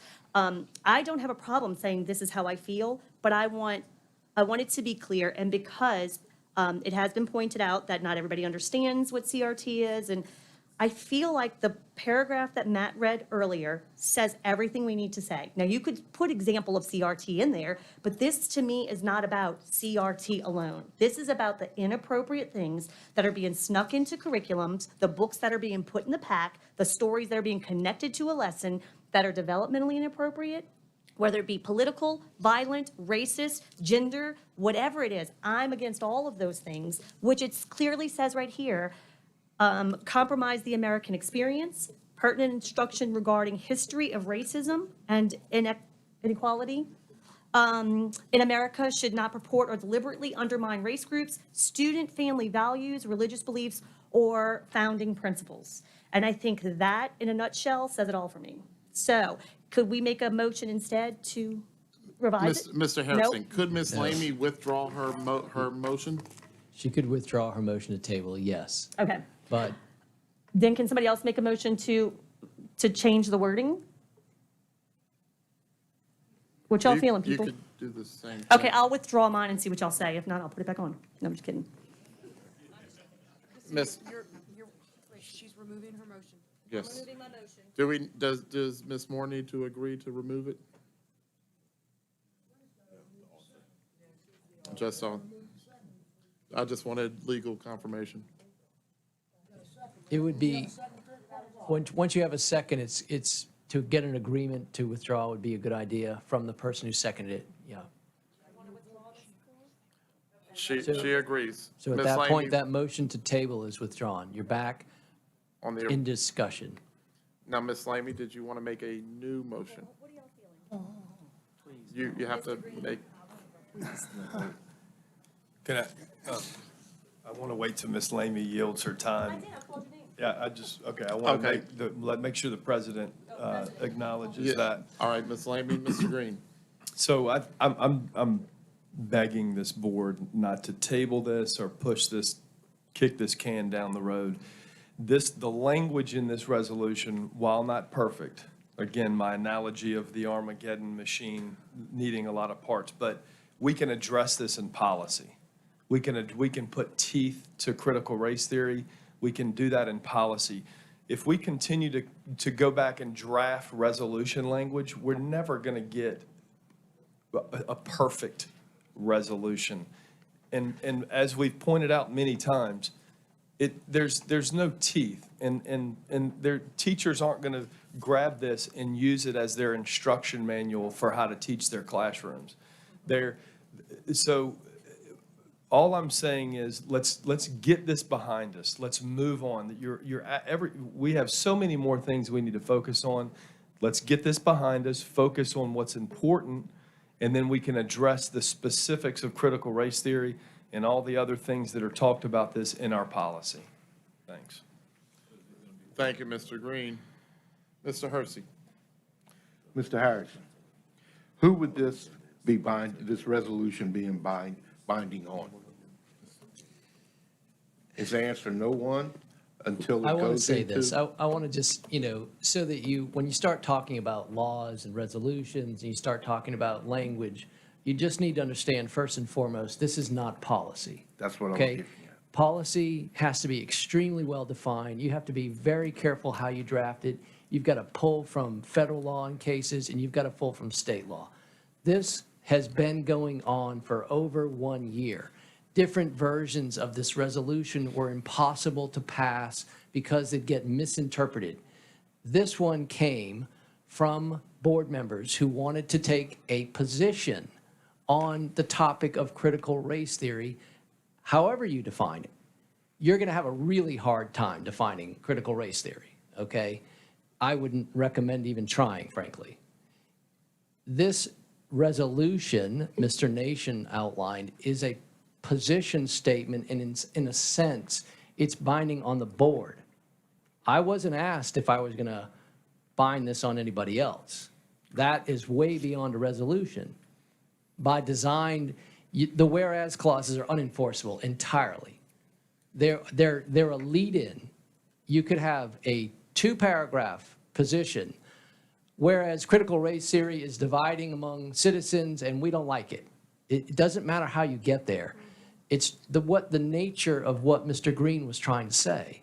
People are asking, what is your position on this topic? But I was not asked to draft. The legal department did not analyze. I did not throw this through a First Amendment constitutional analysis. I've told this publicly many times. I'm a constitutional lawyer. So it's your job to decide where you are on this topic. But that's really the whole nature of this resolution. And Mr. Green is correct. It's been going on for a long time. It gets discussed and then it falls off the radar. I don't know whether it's a non-issue, but it's not a policy. It's not a law. It's not a resolution. So it is just basically a feeling position for you all to take a stand on it. Okay. Thank you, Mr. Harrison. Thank you. And I'd like to yield my time to Mr. Kuzan, and when he's finished, I'd like to take another stab at this and call for the question. But I'm not Thank going you, to Mr. do it at this time.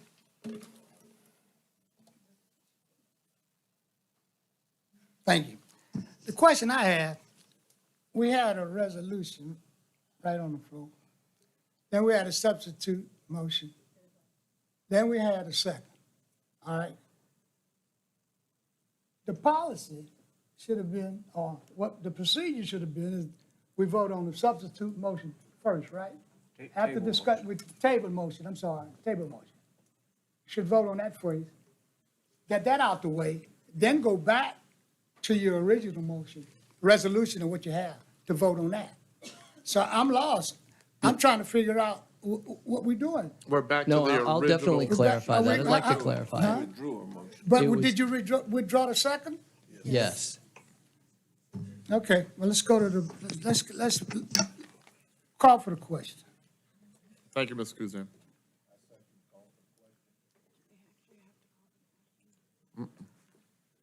All right, seeing no more additional comments from board members, everyone please vote. And we are voting on accepting of the resolution.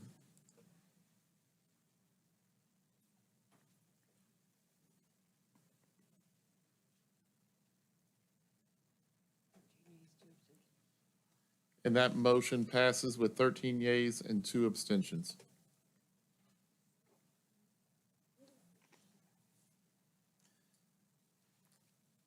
All right. Do you have anything else, Mr. Green?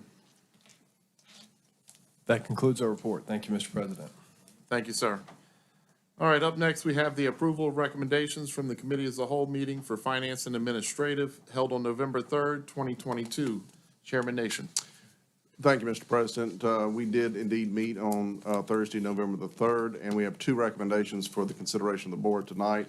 First is item A, to recommend acceptance of the low base bid submitted by Trison Construction LLC in the amount of $227,000 for the kitchen hood replacement at Covington High and Clearwood Junior High Schools, STPPS project number P0310. Mr. Kuzan, do you want to make that motion? I do. All right, Mr. Burrow, do we have a second? Thank you, Mr. Derman. Do we have any comments by the public? Seeing none, any questions from board members? Seeing none, everyone please vote.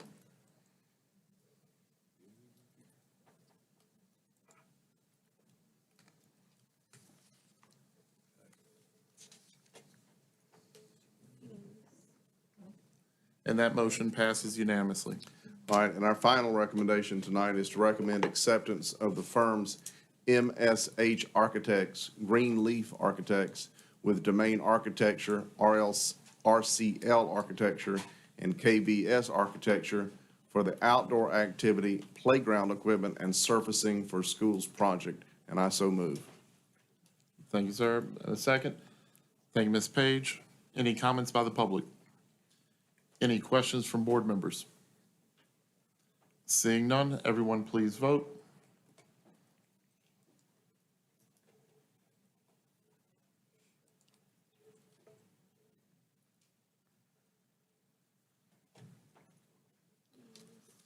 And that motion passes unanimously.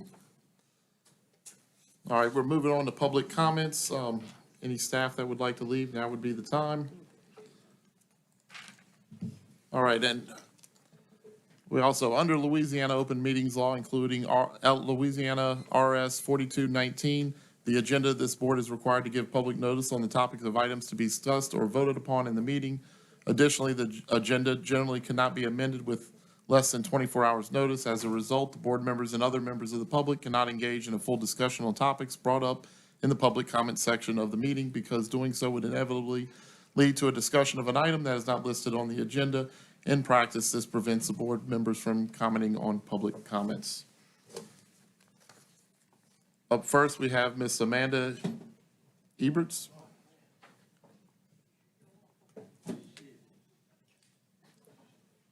All right, I'll be a little nicer this time. So my name is Amanda Everts. I'm with Turning Point USA, which is a nonprofit, nonpartisan organization. I am their field rep, so I'm over all of Louisiana, Mississippi, and northern Alabama, but I'm from Louisiana. It's my home. So I just wanted to introduce myself, say a little bit about what we do. We offer scholarships, internships, networking opportunities for students. We are all about America first. So we talk about the Constitution, why free speech is important, why voting is important. We help students to become civically engaged, so encouraging to come to school board meetings, city council meetings, seeing how their government works. If they would be interested in going into career politics, we help them do that. So we currently don't have any chapters in the St. Tammany area. I just got my letter of introduction to be able to go to the schools, but we were denied to host voter registration drives, which is a big thing that we do. So kind of, it was stated that that was because that they could register online at the school, but we offer a lot more information than just registering them to vote. We give them a little pocket constitution with information. We are all about education and why this is important. So I would ask why that is. I know y'all can't comment on it, but just wanted to put that in the back of your head, and hope for your support. And like I said, we have amazing, amazing opportunities and offers to students. So I thank you and appreciate you guys for hearing what I had to say, and thank you for your support. Thank you. Thank you, ma'am. Up next, we have Ms. Kathleen Canino.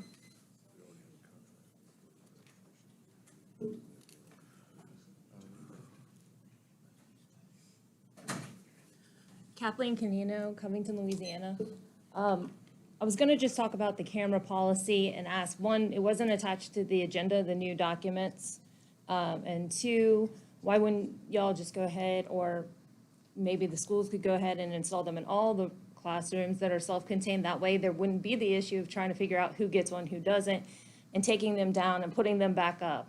It seems a little redundant and extra work for all of y'all, or well, not y'all necessarily, but you know, administration and everyone. My other concern is, so we have teachers leaving just because, and this is specific to SPED tonight, but they're leaving because they are not being provided the support they need to teach their children in their classroom. A teacher just recently retired. She was amazing. She was one of the best SPED teachers I have ever met. And we lost her because she felt like she was just a glorified babysitter, because what she needed to teach those children is not being provided. Now, with the budget that we have, there's no excuse for that. So if we have this staff, why don't we support that staff and those resources?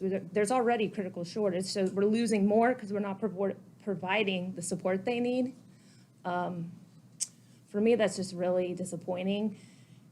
And I know for that teacher, it breaks her heart because she loved these kids. She could reach these kids. She was amazing.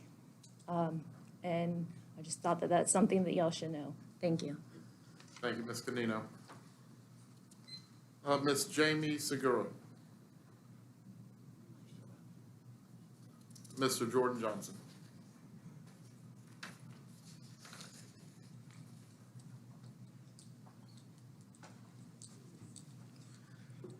Got you this time. Go for it. Thank you guys again for this evening, for your time.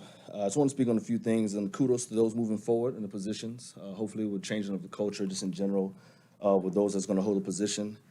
Speaking on my campaign experience and just a lot of things that I've seen, not only just in this parish, just in general.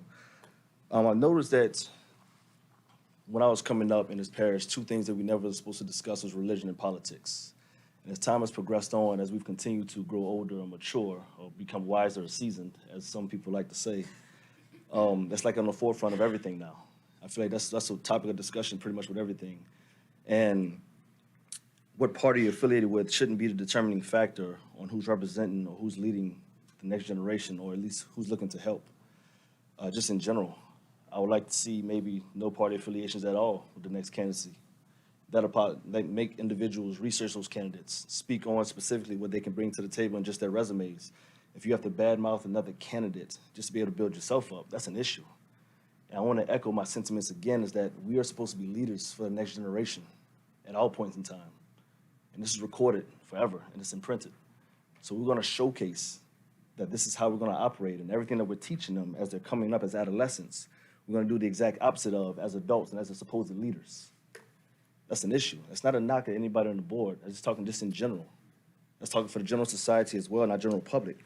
We speak about taking politics out of school. Like I said, it's on the forefront of everything. There's issues with our educators, just in general, like legitimate issues, guys. Not just teaching. Not about critical race theory, what we just went back and forth about. There's legitimate issues, like she just spoke about, of us losing educators because they don't have support. In St. Tammany Parish, since I've been a child, we like to put a Band-Aid on bullet wounds. And we like to sweep things under the rug and avoid it, just like we did tonight with the topic of critical race theory. And I'm not saying that to be upset by any means because I didn't get my way. I'm saying that just in general. That's literally what we do and what I've noticed. And I want to challenge this in general, not just the board, but I saw a community in our parish rally and make surveys. We had all kind of forums. We had so many different ways of showcasing our candidates, which is phenomenal and it's needed. But that same energy now, because it's not just on the board members and the educators in the classroom, it's on the parish. So do we only care about the children for the 8 hours a day that they're in school and not about their livelihood outside of that? Because that's not on statistics and data. And I respect statistics and data and history. But we continue to fearmonger and let that hijack our thought process with everything that we're doing at the forefront of everything. So I want to see that same energy from not only the board members, but as well as the community and the parish for the same individuals that we care so much about and the kids we care so much about. Because outside of the classroom, when that school bell rings, their life really starts. And there's a lot of things that's not on paper that we're judging them about and we're making these decisions about. So I want to make sure that that's a challenge. And as I end and close on this, that we showcase now that we start doing things that are uncomfortable so that we don't have those uncomfortable conversations or uncomfortable experiences in our parish and in our country. Thank you. Thank you, Mr. Johnson. Up next, we have Mr. Brand Osborne.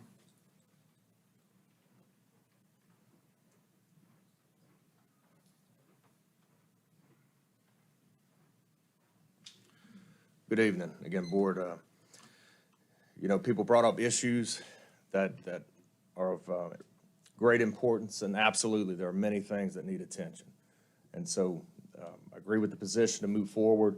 Some of those issues are violence against staff in the classroom. We're getting at least 2 calls a week. They're heartbreaking.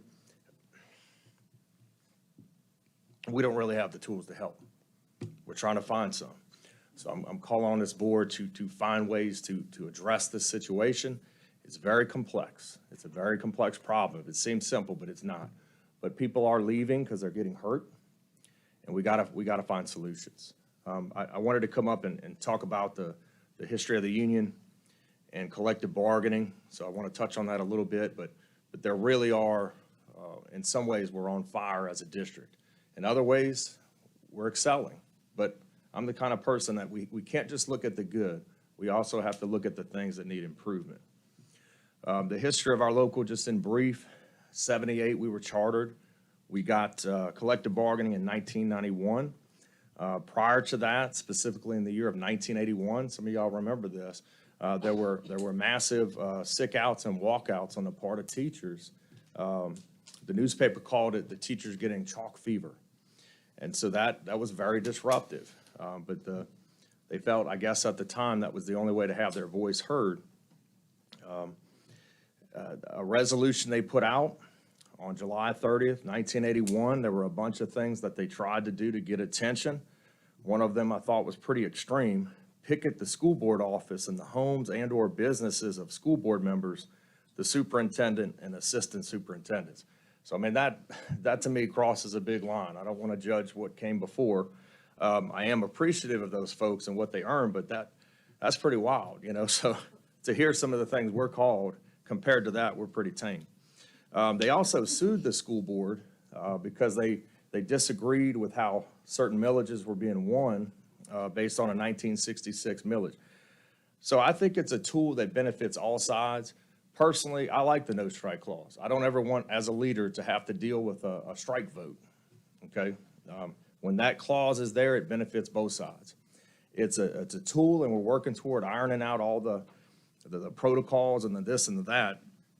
But once we do it, we'll be that professional mechanism to where we can find good solutions that I think will help us retain employees and then also attract. I think sometimes we put them backwards in that order: attract and retain. We will still be searching for solutions to whether it's violence in the classroom or anything else, but it takes a partnership, and I'm looking forward to working with the board and also the new board coming in. Thank you. Thank you, Ms. Osborne. Ms. Barrios.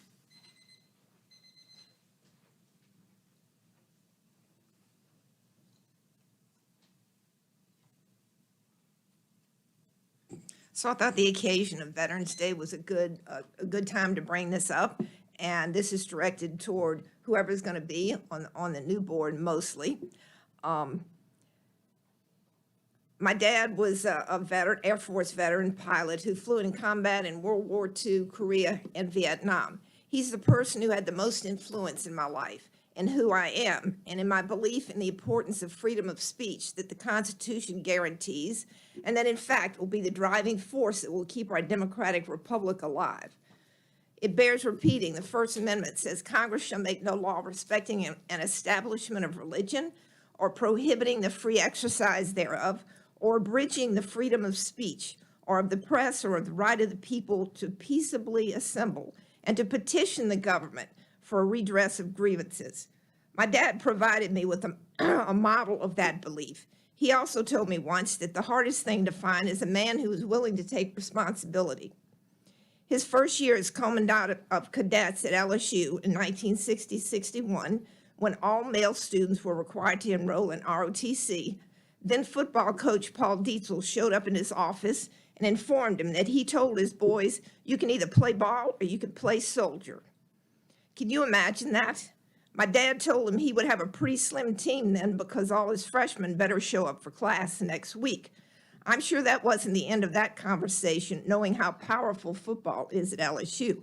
But my dad stood his ground and took responsibility for that. Congratulations to the 2023 board. I encourage them to remember a pledge that I believe they all made as part of their campaigns, which was to encourage public participation, make greater opportunities for that, and to respect and respond to their concerns. Criticism is not easy to take, and it's not easy to give. The opportunities for intimidation are great. I've experienced it myself, but I'm my father's daughter, and I take responsibility for what I say, so I'm not to be intimidated. I hope the new board discourages that and doesn't participate in that. Teachers and parents can be great assets in moving this district forward.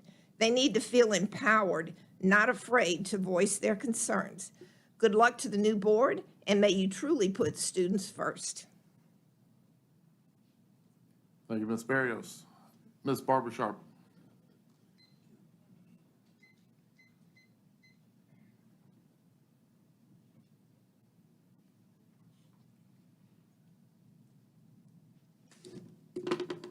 Barbara Sharp, bus driver. 1/3 of the year is gone and there's still a crisis in transportation. How many of you were aware of the issues before last meeting? The initial beginning of school statement that we are only 4 drivers short and the nondescript transportation report each month would lead you to believe that there are no issues in transportation. This problem is major. This is the effects on the children, all the staff, parents, all the children and classes that are interrupted when students arrive late, and staff when buses are running multiple runs and children are not picked up in a timely manner. The latest substitute list for drivers shows a total of 19 long-term or temp operators and up to 5 or more routes that would definitely be considered long-term, but they're not in that category. More than daily, this list is also deceptive because it includes names of drivers that are no longer subbing. The information provided by Human Resources has not been informative either. Only 5 driver vacancies since May. Those reports show a net gain of 5 bus drivers over that period to date. And after Monday, that's now 4. There are multiple drivers out with long-term medical issues and other long-term personal issues. Go ahead. Count those in your absences, but those are also seen across the whole spectrum of job classes. Even a low 1.3% shortage is unacceptable when this number is a result of depleting the substitute list. This is not a shortage created by drivers using too many days or hunting. There were 38 routes advertised at the first job fair in April, and that was after considerable consolidation of routes. This is a shortage that has been here for years. Not enough drivers, so subs are used to fill gaping holes, and the consolidation resulted in overcrowding and overloading of buses. Drivers who need their time off or take personal days are left without necessary substitutes that were available in the past.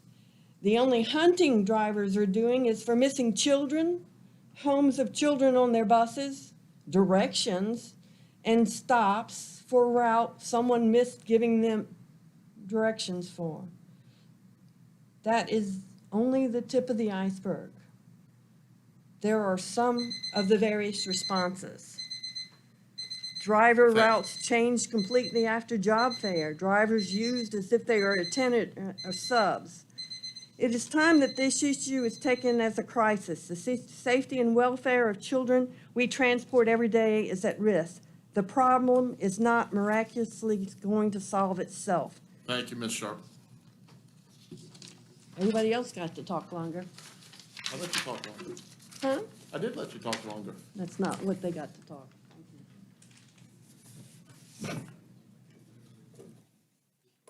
All right, up next, before we do announcements, Ms. Moore had her own little commercial she'd like to run.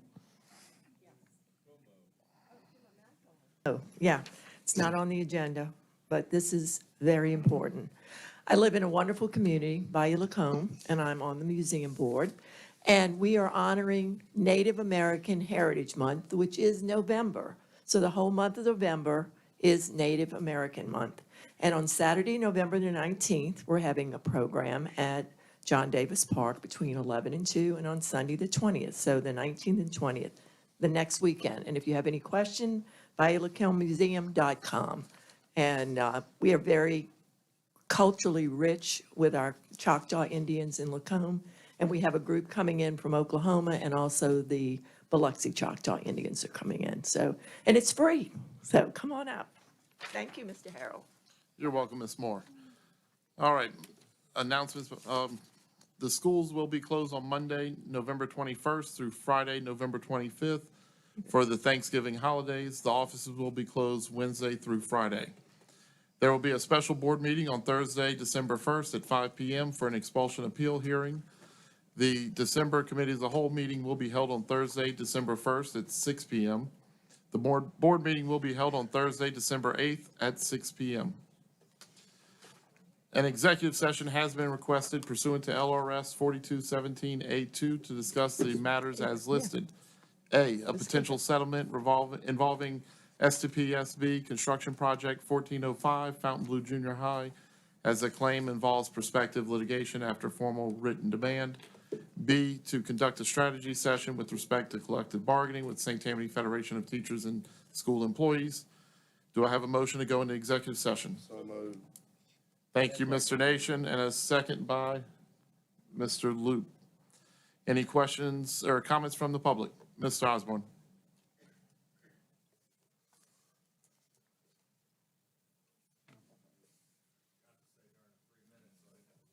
But we'll be out in the lobby if y'all have questions or need to talk to us. Thank you. Thank you.